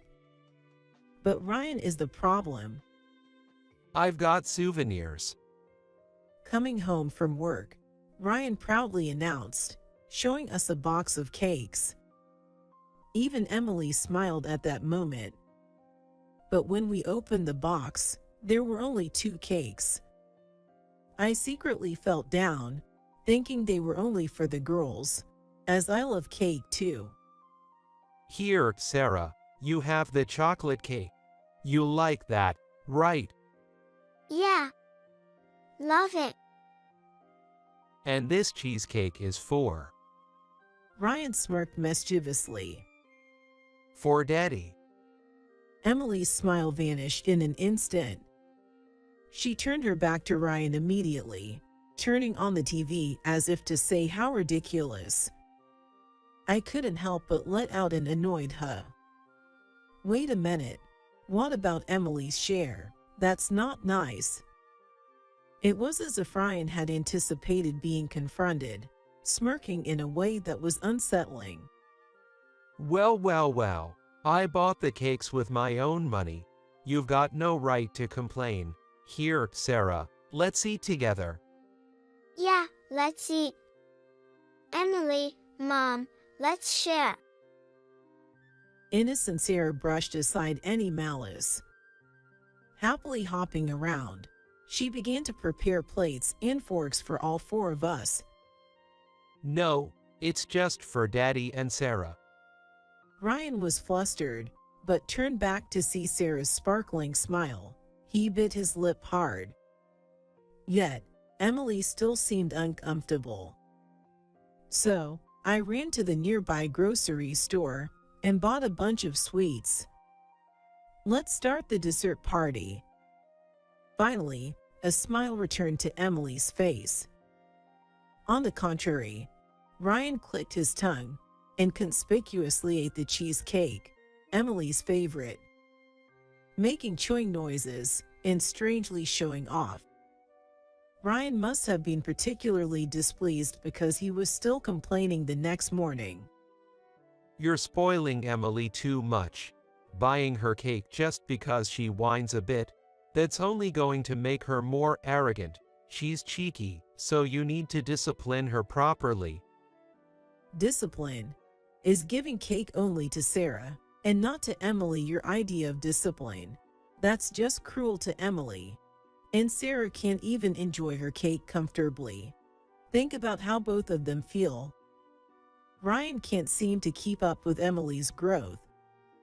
But how does responding to a rebellious daughter with a rebellious attitude help? I wish Ryan would realize he's a parent. You're a father, you know. Ryan slammed his hand on the table. Yo, I'm a father. A kid shouldn't be disrespecting her father. It pisses me off how she's always glaring at me. Raising his voice like some street thug. Ugh, so annoying. Seriously annoying. You and Emily are really annoying. I wish you guys would just disappear. If these were the words of a son in the midst of teenage rebellion, maybe as a mother, I could have handled it. But the reality is, Ryan is Emily's father. Those are not words a father should say to his daughter. Disappear? What are you talking about? Are you sane? Yo, it's over. Talking to you is a waste of time. I have work to do, you know. Unlike you, I'm busy. If you want to talk more, pay me.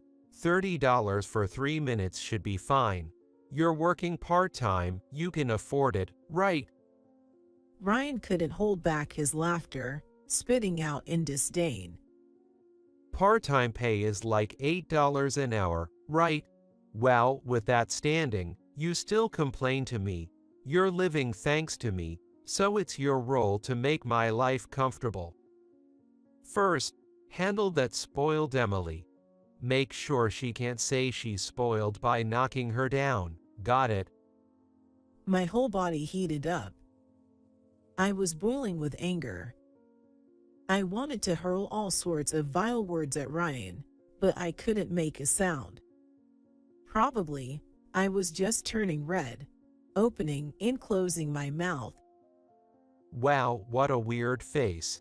Why did I marry someone as nagging and ugly as you? Oh, right, because of Emily. So, is my life ruined because of Emily? Everything's Emily's fault, ho. Ryan left for work with a smirk.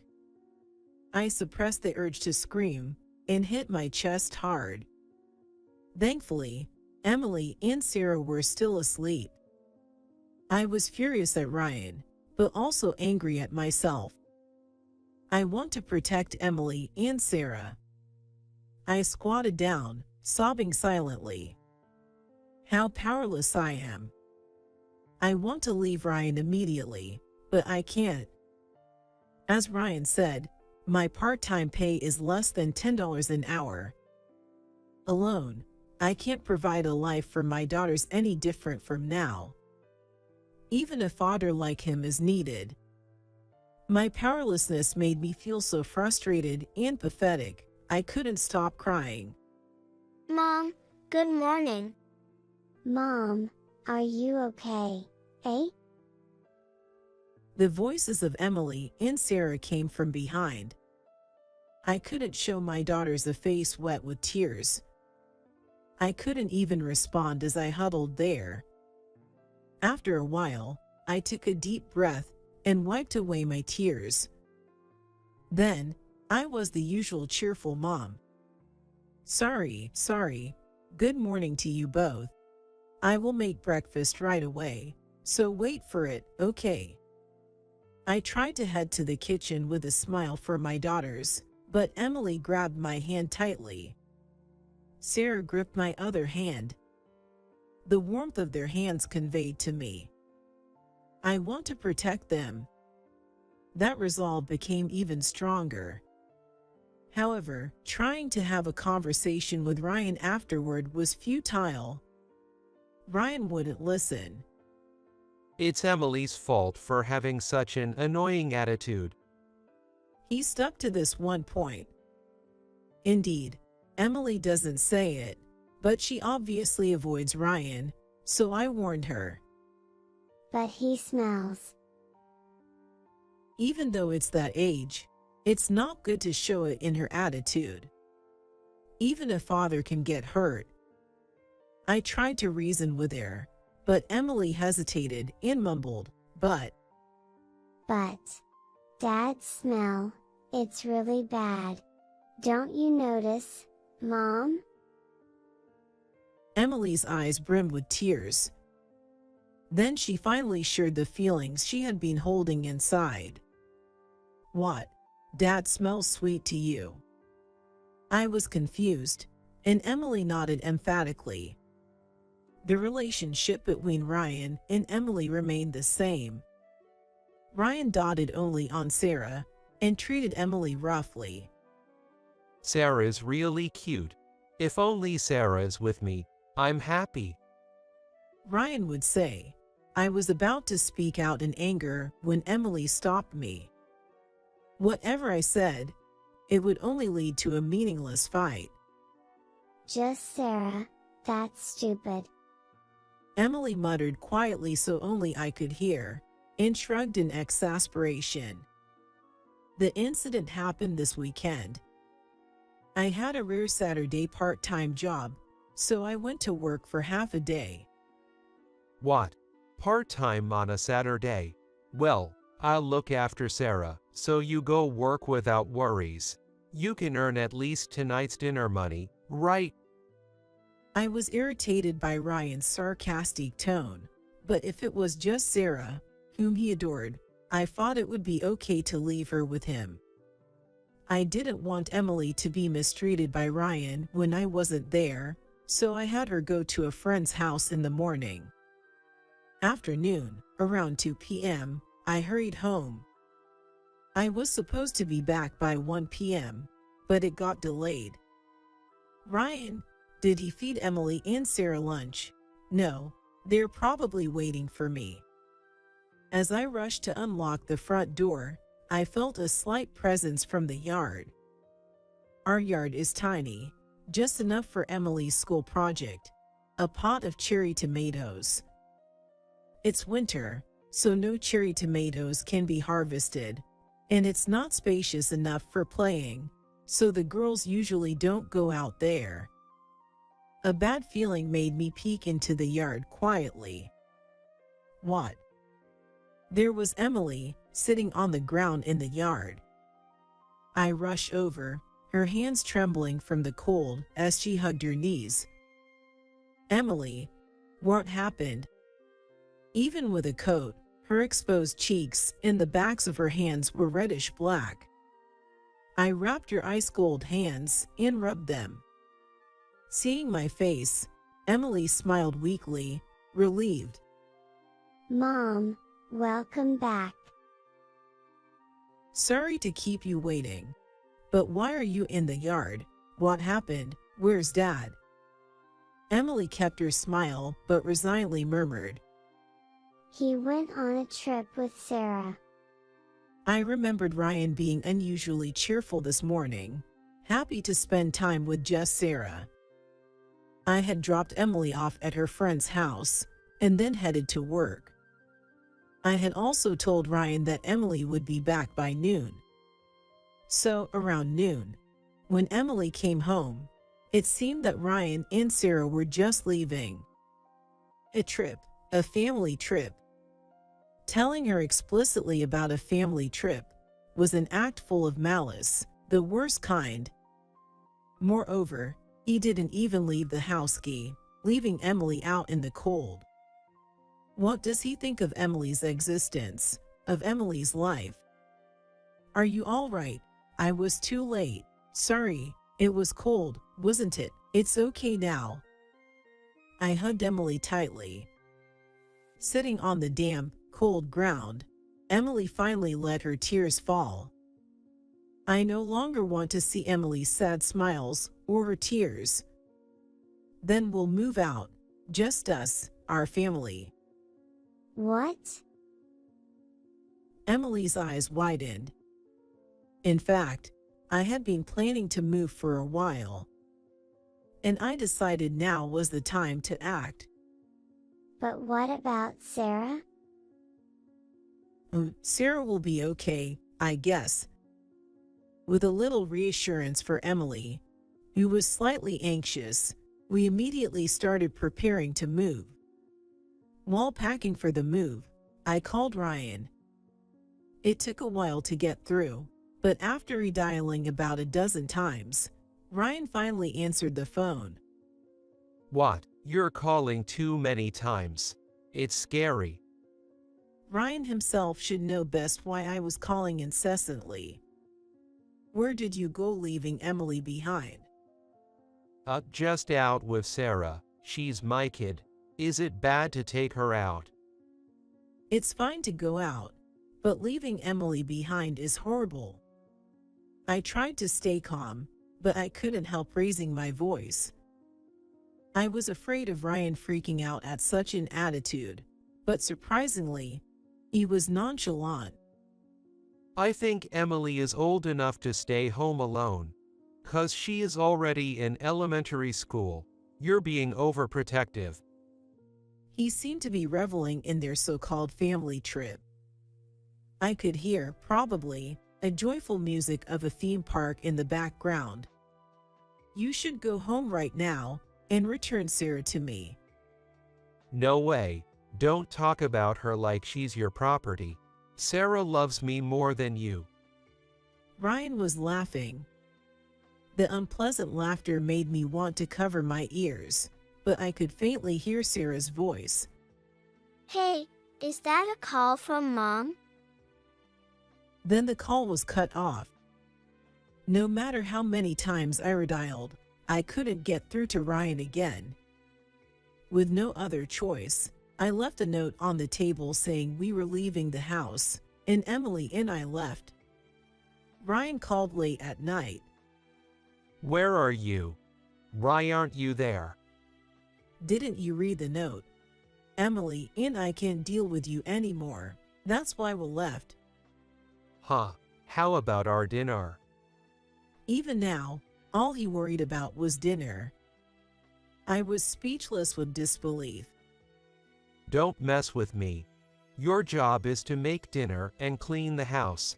Get back here now. I am not coming back. What did you say? What about today's dinner? It's unfair to just leave like this. I stayed silent, and then I heard Sarah whining. Daddy, I'm hungry. Daddy. Hey, Daddy. I'm hungry. Sarah, Mom left on her own, so no dinner tonight. This is so annoying. Maybe I'll order food delivery. But then, I spent quite a bit on the trip. What a hassle. While I was concerned for Sarah, I hung up the phone. Ryan can enjoy his time with his beloved Sarah's all he wants. And 3 days have passed. Ryan has been calling frequently, but I've ignored all his calls. Today, too, the phone hasn't stopped ringing since early morning. The calls end and then start again, showing he's quite desperate. Thinking it was about time, I answered the phone. Hey, I called you so many times. What have you been doing? Come back home right now. I told you, I'm not coming back. Shut up. Come back. Just, somehow, deal with it. I could sense fatigue in Ryan's voice. He hadn't been involved in parenting much, so maybe he was tired from being with Sarah all the time. Pleading from Ryan, I returned home. As I opened the front door, Sarah ran up to me like a dog. She leaped into my arms with force. Mommy. Welcome back. Sarah, did you miss me? Not at all. I'm fine. Sarah smiled brightly and cheerfully responded.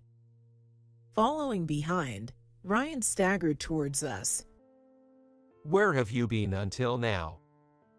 Under his eyes were bags, and he looked resentful. I left a note saying I was leaving. More importantly, where did you take Sarah without telling me? I took her to the amusement park. Before Ryan could finish, Sarah told me. I went to the amusement park with Daddy. Wow, Sarah, that's great. Did you have fun with just Daddy? You know, Ashley Mom was also there. Oh, Ashley Mom. Turning slowly, Ryan was looking upwards. Hey Ryan, who's Ashley Mom? Ryan seemed to be looking for an excuse, avoiding my eyes. Well, that, Ashley is just. Before Ryan could finish panicking, Sarah gleefully revealed the truth. Ashley Mom is Sarah's new mommy. Now I have 2 mommies. Isn't that great? I stroked Sarah's head. You seemed happy. No, that's not right. The only mommy is Lisa, right, Lisa? Ryan swallowed nervously. Making your child call your affair partner mommy is the worst. I spoke in a surprisingly low voice. We have no choice but to divorce, because of your affair. Wait, hold on. Let's not talk about divorce. Really, it's not like that with Ashley. It's over. Ryan tried desperately to cling to me. I knew you were having an affair. What? Emily told me. She said she smelled something sweet from you. She avoided you not because of the smell, but because she hated having a father who was having an affair. Ryan frowned upon hearing Emily knew. Yet, he didn't stop making excuses. It was just a bit of fun with Ashley, not some big affair, and it's really over with Ashley. Tell Emily it was a misunderstanding, so, no divorce. Just 3 days ago, he took Sarah on a fake family trip, and now it's over. Hard to believe. I wanted to say more, but I suppose that's just how it is, and I nodded in understanding. Got dumped by your affair partner, huh? Ryan nodded silently. You're a dad with kids. A man who easily breaks his family can't be happy, even if he remarries. I was trying to be nice, but you mumbling too much already. I'm not the bad guy. It's Sarah's fault Ashley dumped me. Ryan pointed sharply at Sarah. What do you mean it's Sarah's fault? You had fun at the amusement park, didn't you? The amusement park, yes.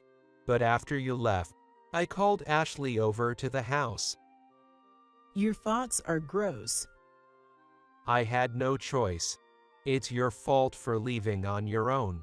Ashley too, after taking care of Sarah for half a day, she left. That quitta.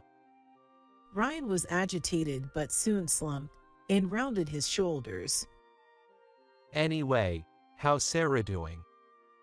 How? She's a sweet girl.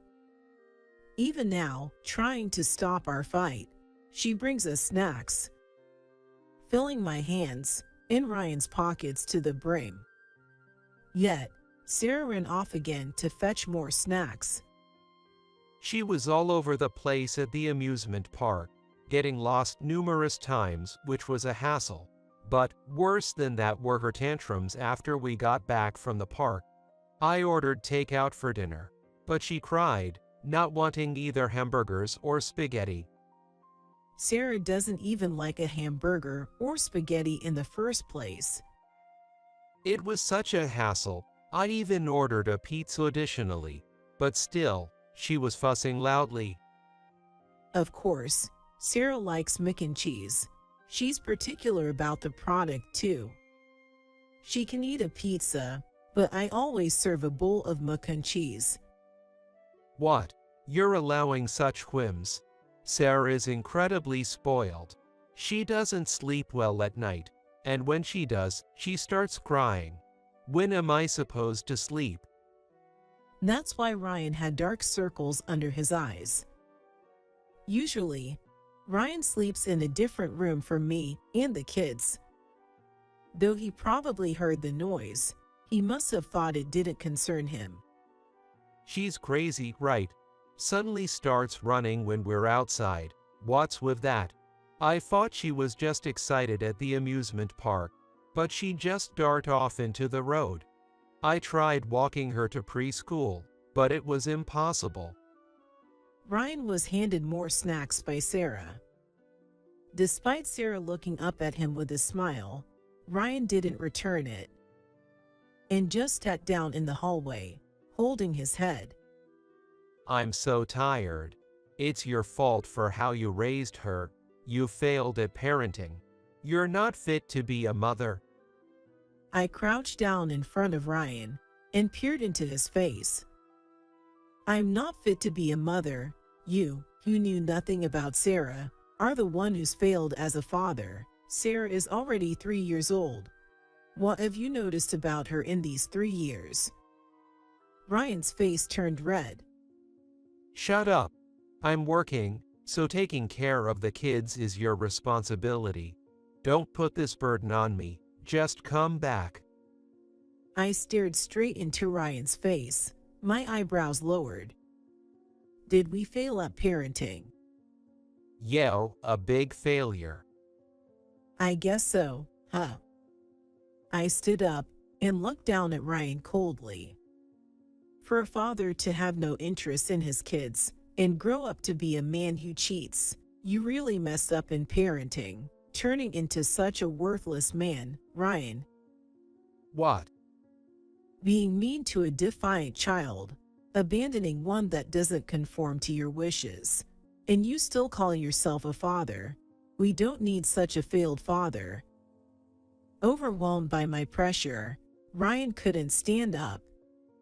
Somewhere deep down, I had thought parenting was my job, and I had been hesitant because Ryan was providing for us. But I can't continue to be a family with Ryan after his foolishness has been so blatantly exposed. You want me to come back? No way. I just came to pick up Sarah. Ryan, we don't need you. I'm not your mom. I have no obligation to indulge your whims. What? Are you mad? Always acting so superior, but Ryan immediately loses his momentum when I push back a little. Sorry, cheating was wrong. But I've really ended things with Ashley, okay? She's the worst, you know. She said she wanted to take cute little Sarah if we got married. But then she bails after half a day. Useless, right? She's over 30, still living with her parents. Can't even make a decent meal. In the end, you're the only mother for Sarah. Who was it again who just looked down on me as an unfit mother, trying to smooth things over with such flimsy words right after? Being exposed really shows how unreliable he is. Right, I am the mother of Sarah and Emily, and I'll never abandon them or fail to protect them. So, as a father, I cut off Ryan's voice. It's too late. We don't need you. Why don't you go back to your mother and start over? Ryan, whether out of anger or despair, was trembling slightly with his hands on the floor. He breathed roughly, looking down. Daddy, I'll give you some candy. Worried, Sarah piled up candy in front of Ryan. Ryan slightly raised his face and took Sarah's hand. Sarah, you love Daddy, right? Yeah, I love you. So, you'd be sad if Daddy was gone, right? Not really. It's okay if you're not here. Ryan's smile twisted. What? You said you love me, right? Yeah, I love you. Daddy is about this much loved. Sarah showed her love by putting her index fingers together closely. I couldn't help but burst out laughing. That's practically zero. Then, Sarah spread her arms wide. And you know, I love Mommy this much. Running down the hallway, she yelled, "From here to here, that's how much I love Mommy."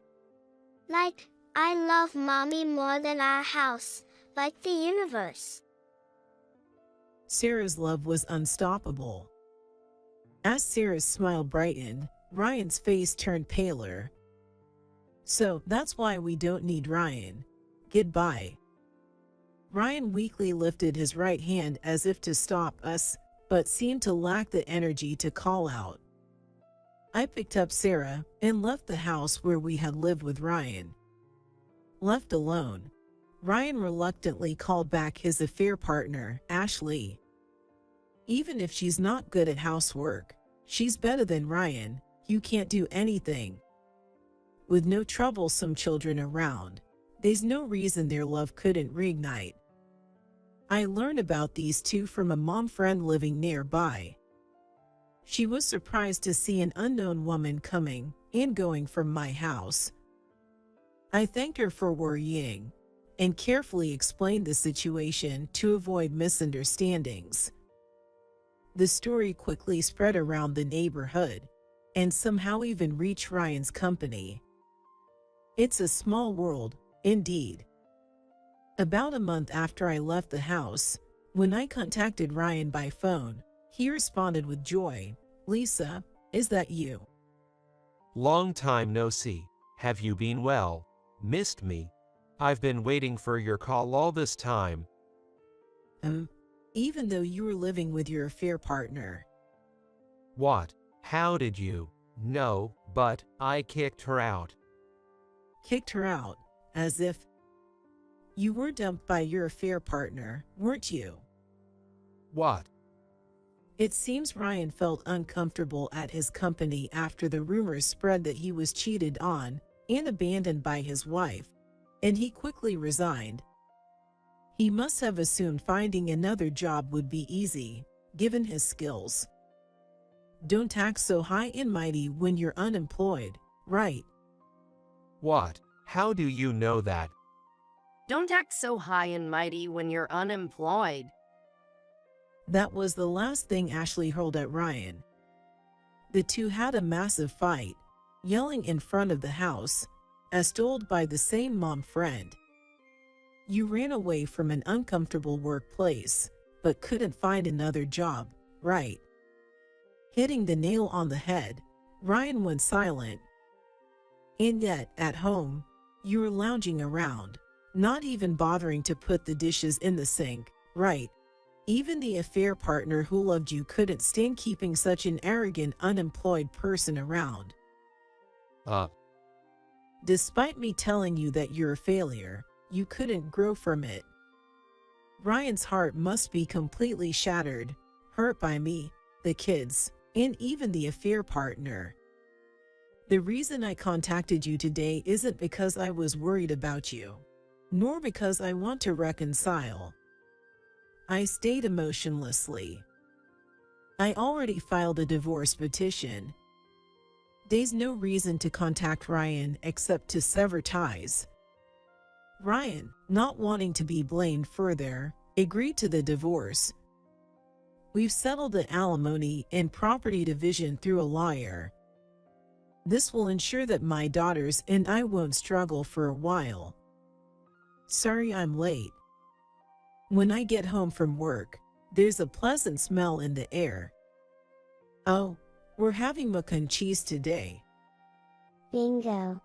Grandma and I made it. Amazing. I can't wait to eat. I moved back to my parents' house with my daughters. Though my parents aren't wealthy, and Emily has to change schools due to the new district. Friends can be made anywhere. But you only have one mom. I hesitated to rely on my parents, but Emily encouraged me. Now, with my parents' help, I'm able to work full-time. Mom, look. Sarah made the carrots in the salad into star shapes. Isn't Sarah amazing? My parents are indulgent with Sarah's peculiarities and spontaneous actions. Probably because they have more patience for their adorable grandchild. I remember them being stricter with me as a child. Emily and Sarah made mac and cheese is so delicious. There's a secret ingredient.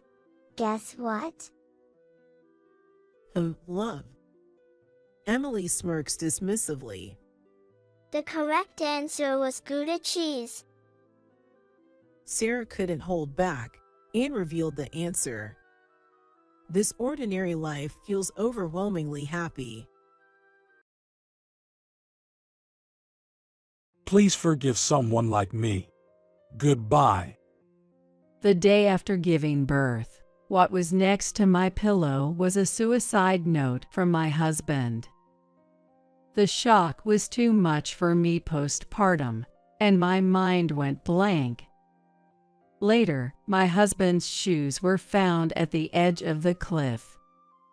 After that, I was just barely getting by, living with my daughter, Alice, and before I knew it, 5 years had passed. I found solace in the growing, radiant smile of Alice. However, when I attended my friend's wedding, something shocking happened. Surprisingly, standing next to the bride was my husband. Dressed in a tuxedo, he had the same smile as before, standing there, supposedly having thrown himself into the sea. Why was he here? From there, I came to learn an unexpected truth, and as a result, his life took a downward turn. 5 years ago, at 35, I was working as a nail technician with regular clients. Dreaming of owning my own shop someday, I was working hard while saving up. Concerned about me being so focused on work and without a boyfriend, my best friend Sarah invited me to a mixer. Emily, it's great that you're dedicated to your work, but you haven't given up on marriage or having kids, right? If so, you've got to seek out some encounters. Encouraged by words from Sarah, a friend from high school who I've had a complicated relationship with, I decided to join, thinking it might be good for a change. And so, my life took a significant turn. At the mixer, I had an unexpectedly good encounter. We hit it off as if we'd known each other forever, and soon started dating. His name was Michael Thompson, a 38-year-old businessman. Both of us being in our late 30s, we were dating with the intention of getting married. But within 6 months, it found out I was pregnant. Michael, I think I'm pregnant. What? Really? The moment I told him, I thought I saw a startled look on his face, but he quickly smiled and hugged me. We decided to have the wedding after the baby was born and things settled down, and before that, we talked about getting legally married and starting to live together. However, during the move, my morning sickness worsened, and there were days I couldn't get out of bed. We should get married sooner, so just sign the marriage application, and I'll submit it to the clerk's office. I wanted to go together. Sorry. Don't worry, just dress for the baby. I was always enveloped in his kindness. Yet, there was one concern. It was about my parents. Living in the countryside and concerned about social appearances due to their jobs, they had been pressing me about marriage whenever they saw me. I can't stand that, and I had stopped contacting them for a while. But when we announced the shotgun wedding, I'm expecting some disapproving looks from them again. As expected, when I contacted them, my father yelled, "It's shameful, don't come back home." Though I anticipated it, such a situation still brought me down, compounded by morning sickness, making every day gloomy. I gradually started missing work, spending most of my days in bed, unable to handle household chores, and settling for the bare minimum when it came to meals. I'm sorry, I couldn't do anything today either. Test again. As days went by, Michael, who was supposed to be kind, began to change. Even though I was in the midst of a blissful newlywed life, and we were about to welcome a baby soon, things hadn't turned out the way I envisioned, and all I feel was a sense of urgency. At this rate, I might not become a good wife or a good mother. Every day, struggling with nausea in bed and shedding tears was truly hellish. Yet, more troubles began. Michael started coming home late, and his time at home decreased. Moreover, on the rent due date, there was no payment from Michael. We had agreed to split the rent in half when we started living together, and the rent was set up for automatic payment from my account, which I signed the lease for the apartment, but there had not been a single transfer from him. Hey, did you forget to transfer money for the rent? What's happening with it? Just wait a bit longer. There's been a lot of drinking and entertainment this month. I'm in a bit of a financial pinch. Every time I checked, he'd say that and put off the payment. And in the end, it was almost like I was the one paying the rent. Moreover, as payday approached, He'd increasingly ask me for loans. But I'm not able to work right now, and considering the future, I'd like to set aside our savings. Due to the morning sickness, I was practically on leave, and had reluctantly started dipping into my savings to open a nail salon. But I really wanted to keep that saved up. The thing is, I had an unexpected business dinner at a fancy restaurant, and I'm in a pinch this month.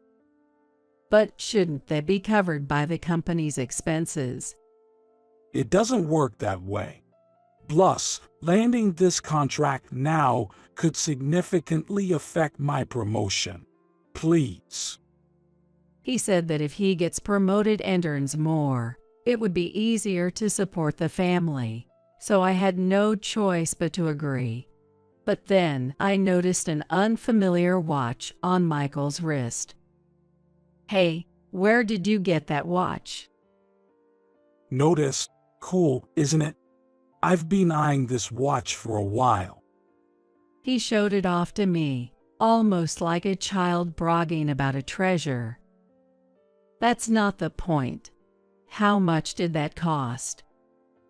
What's it to you? I bought it with my own money. Stop nagging.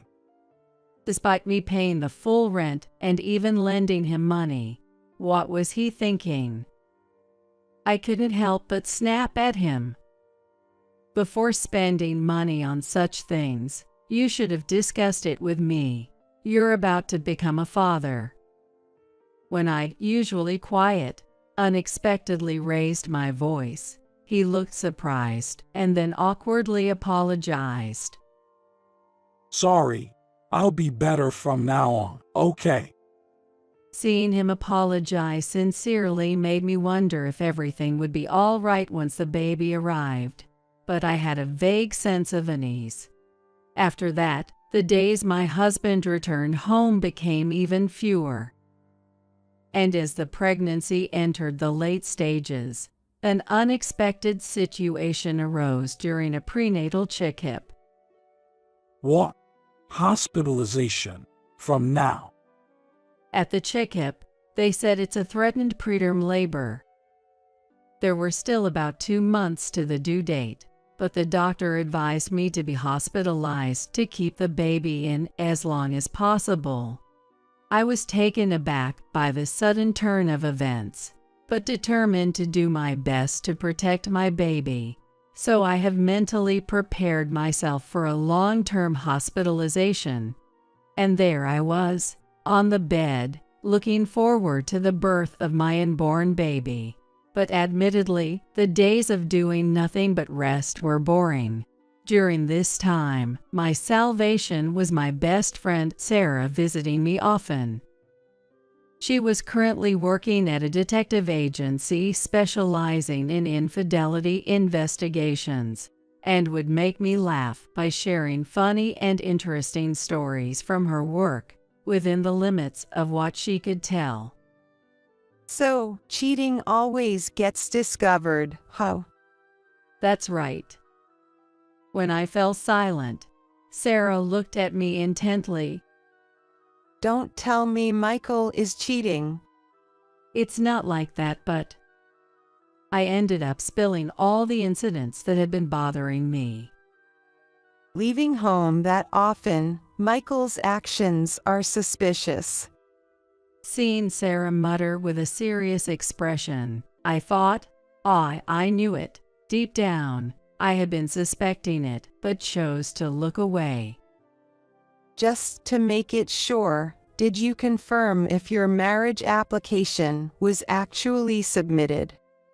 What? I haven't checked it, but no way that could be. Sarah's unexpected words shocked me. I had never harbored such doubts.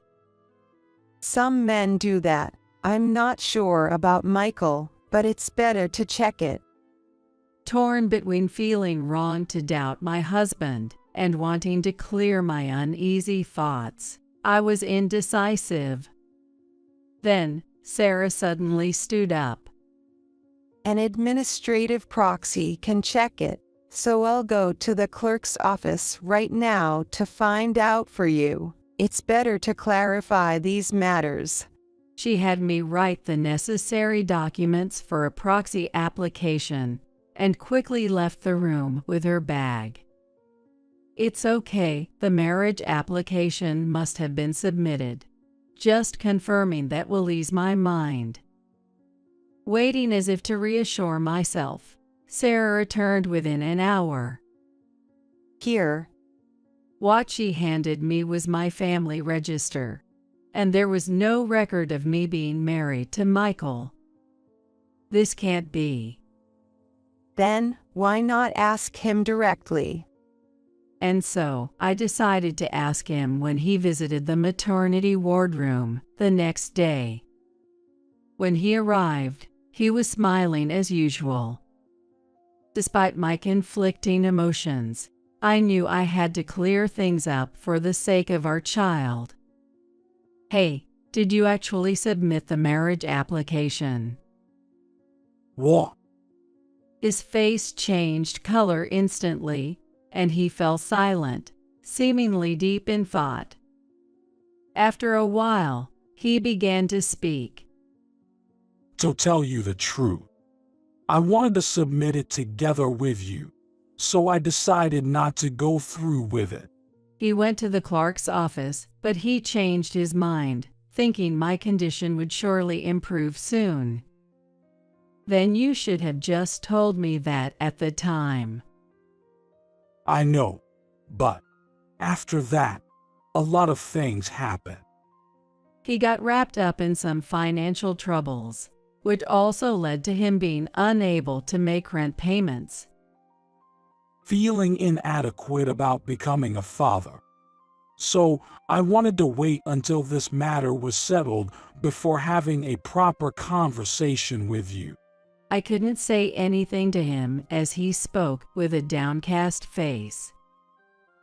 I'm sorry for making you anxious, especially with our child on the way.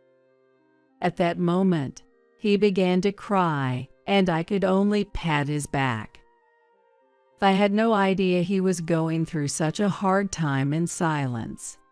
As his wife, I need to support him.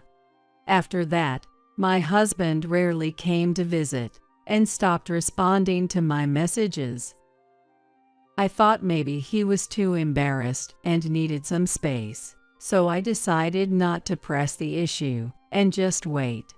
Despite everything, my belly continued to grow, and the day of delivery has finally arrived.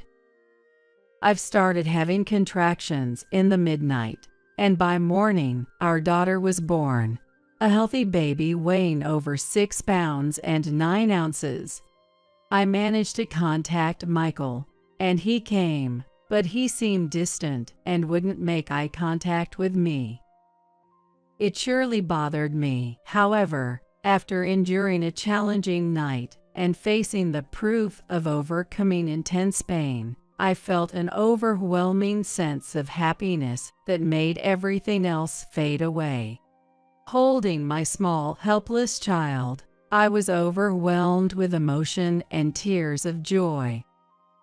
I'm so glad you were born safely. Michael held Alice with a complicated look on his face. The day after giving birth, what was next to my pillow was a suicide note from my husband. To Emily, you might be surprised by the sudden letter, but these are my true feelings. The letter was filled with his agonized cries. At that time, he hadn't clearly explained, but it turned out he had fallen victim to a scam, lost all our savings, and was being chased by debt collectors. Thinking of our upcoming child and family, he saw no other way out. If I continue to live, I'd just be a burden. That's why I intend to jump off a famous cliff known for suicides. Please forgive me. Goodbye. His last words were shocking, leaving me unstable after giving birth, in a daze. Rushing to the police, Michael's shoes were found at a famous cliff, presumed to have jumped into the sea, leaving me in tears. Despite a search, his body was never found. His whereabouts remained unknown, and I filed a missing person report, holding onto a sliver of hope that he would return someday. Before I knew it, 5 years had passed. During this time, all I could do was struggle through life, holding Alice. Fortunately, when I informed my parents of the birth of my daughter, they came to visit, and we reconciled. Thanks to my parents doting on my firstborn daughter Alice, I managed to get by even as a single mother. Now I'm balancing childcare and work, fighting to achieve my dream of opening my own shop. Sarah has been a great support, frequently visiting and taking me and Alice out for shopping and fun. Then an invitation from a high school buddy, Olivia Johnson, reached to me. In high school, Olivia, Sarah, and I were always together. Olivia, a CEO's daughter, had moved to Japan after high school due to her parents' business, and we had lost touch since then. She had returned to the United States before we knew it, and we were really surprised when we received an invitation to her wedding reception. Olivia's getting married. I wonder who the lucky guy is. Sarah called me excitedly, but I had no idea either. Maybe she met someone in Japan, or perhaps he's some corporate heir. We were both looking forward to reuniting with our friend after so long. On the day of the wedding, the venue's luxury and decoration were a testament to Olivia being a CEO's daughter. I remember Michael used to work for a company under the Johnson Group. I quietly murmured such a thing in my mind. As the lights dimmed and music played, the spotlight fell on the doors, which slowly opened. Seeing Olivia after a long time, she hasn't changed much, and her smile brightened up the surroundings like the cheerful spring sunshine making flowers bloom, reminding me of the old times. However, the moment I saw the groom standing next to her, my heart froze. What, Michael? Surprisingly, standing next to Olivia was my husband, who was supposed to have disappeared by jumping into the sea the day after Alice was born. Why is he here? And why with Olivia? I never imagined reuniting under these circumstances. Seeing him standing there in a tuxedo, smiling just like before, I was thrown into confusion. Why on earth? As I stood there, feeling like I was seeing a ghost, Sarah next to me spoke up. Isn't that Michael? I was thinking the same thing. That smile is just like Michael's. The slight lift of the left corner of his lip. I'm sure it's him. If even Sarah, who works at a detective agency, says so, then I was convinced at that moment it had to be my husband. What's going on here? He was supposed to have jumped into the sea. Yay, it's unbelievable. If that suicide note was a lie, then not entirely out of the realm of possibility. I'm filled with the desire to catch him immediately and uncover the truth, the man who disappeared, leaving behind me and our newborn daughter. Yet I decided to hold back for now, not wanting to ruin my friend's wedding. I whispered to Sarah, who seemed eager to get to the bottom of this. I have a favor to ask. What is it? Anything? I want to know what Michael has been doing during these missing 5 years. Can you help me? She grinned and gave me a thumbs up. Of course, I would have investigated even if you hadn't asked me. I'm counting on you. The very next day, we began looking into Michael. Sarah even took time off work to start tailing Michael. As we dug deeper, we stumbled upon a shocking truth. I can't believe Michael was such a person. I was hit with a wave of shock so intense, I almost crumbled. I know it's shocking, but now that you know everything, you're not going to let this slide, are you? Of course not. There's no way I'd let this slide. With that, we decided to take action against Michael. A few days later, we attended a party meant to introduce Michael, Olivia's husband, to everyone. We had gotten the invitations through a certain way.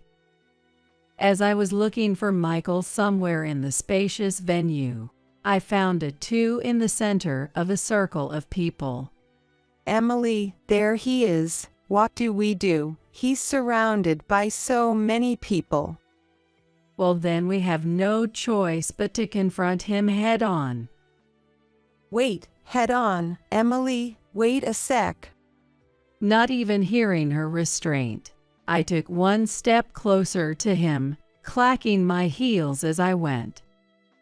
As I came into Michael's view, his surprised expression froze. As I approached with a smile on my face, Olivia noticed me and said, "Emily, thank you for coming today." "You're welcome, Michael, long time no see." As I smiled at him, his face, which had been smiling until then, suddenly contorted. "Michael, why are you here? Weren't you supposed to have jumped off a cliff?" My loudly feigned surprise drew the attention of everyone around us. Olivia also pressed, "What's going on? Michael, you know Emily." Well, that is. The sudden turn of events caused a stir, and Michael started to panic visibly. "Olivia, you might not believe this, but listen. This man, Michael, was supposed to be my husband up until 5 years ago." As Olivia grasped Michael's chest and shook him violently, asking, "What does that mean, Michael?" he just looked bewildered, with his eyes rolled. There I laid out the events of 5 years ago for everyone to hear, not hiding a thing. How he disappeared the day after I gave birth to our child, leaving behind a suicide note before jumping off a cliff. Ever since, I've been living my life to the fullest. The murmur in the room quieted down, and I could tell everyone was listening to me. But if Michael is alive and well, that means the suicide note was just for show, right? I stood in front of him and pointed. "You left us because you wanted to marry Olivia." Michael, avoiding my gaze, turned pale. Whispers of "why would he go that far?" started circulating among the crowd. Olivia glared at him. "So you were dating both of us at the same time, got scared of the responsibility when I got pregnant, and ran away. You were actually planning to marry Olivia for her money." That's. Michael, pale as a ghost, desperately looked for a way out, but when Olivia's father showed up, he just sat down, cradling his head. I went on to expose his secrets. "Plus, it seems like you have debts from gambling since you were with me, amounting to over $50,000, right?" Olivia confronted him. I never heard such a thing, and Michael started panicking. I was going to tell you. I swear. I had a plan to pay it all back. I was planning to tell you after I paid it all back. was that plan to marry Olivia and become a CEO. Michael fell silent at my accusation, glaring at me sharply. 5 years ago, it seems like you got drunk and were bragging to people at the bar. You were boasting about playing both sides, maybe even becoming a CEO if things worked out, and you didn't even plan to marry me. Sarah, the detective, had gathered these testimonies that I couldn't have found on my own. I thrust the investigation report right under his nose. Then he brazenly snatched the report from me and started tearing it up, as if he didn't care. You don't think you can get away with this scot-free. It was a mistake to get involved with you. If only you hadn't gotten pregnant. His plan foiled. He looked like he was about to jump on me any second with an angry demeanor. Truly the lowest. I'll be contacting a lawyer for a divorce and child support, so be prepared. You can come out wherever you want when you try to run this time. This wasn't supposed to happen. Everything was going so well. As he hit the floor with his fist in frustration, Olivia slowly approached him and declared, "That's my line. I can't trust you anymore. What Emily was saying is true." No, wait. This is all her fabrication. Michael pleaded with Olivia, but her decision was firm. After all, Sarah and I had met with Olivia beforehand and told her the truth. That's why she had sent us the invitation for today. When Olivia shook off Michael's hand, she stood beside Sarah and me, giving Michael a cold stare. Come on, Olivia, think it over. Later, Michael was sobbing, apologizing to her, but after being scolded by her father, he finally calmed down. Furthermore, Michael, who worked at Olivia's company, got the boot straight from the CEO himself and lost everything. It's because of you, Emily, that I couldn't become the CEO. Huh, this is all on you. Oh, and I forgot to mention, I'm also a CEO's daughter. What? You are? He looked utterly baffled by this sudden revelation. The truth was, my father also ran a company and planned to pass it on to me or my future husband. That's why my parents kept pushing me to get married for one reason or another, always going on about how it would look bad to others. I got estranged from my parents because I got pregnant too soon and never found the right moment to tell you. But well, it turned out for the best. So, if I had married you, I could have become a CEO. Suddenly, Michael grabbed my hand and kneeled.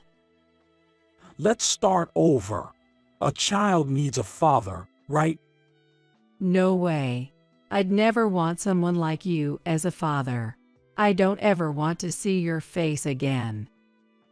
Michael, taken aback by my outright laughter, was left speechless and in shock. Leaving him behind, Olivia, Sarah, and I left the venue together. After that, Olivia and Michael got divorced. Olivia's father was furious, vowing to claim alimony by any means necessary. I also filed for alimony and child support through a lawyer. Michael ended up with over $150,000 in debt, working tirelessly day and night, looking worn out. Meanwhile, I've been having enjoyable times having lunch with Olivia and Sarah. Furthermore, at 40, I've achieved my dream of owning my own shop. Lately, my 5-year-old Alice has started showing interest in nails, playing nail salon games with me. In those moments of my beloved daughter's endless smiles, I simply felt the joy of being alive, as a serene calmness washed over my heart.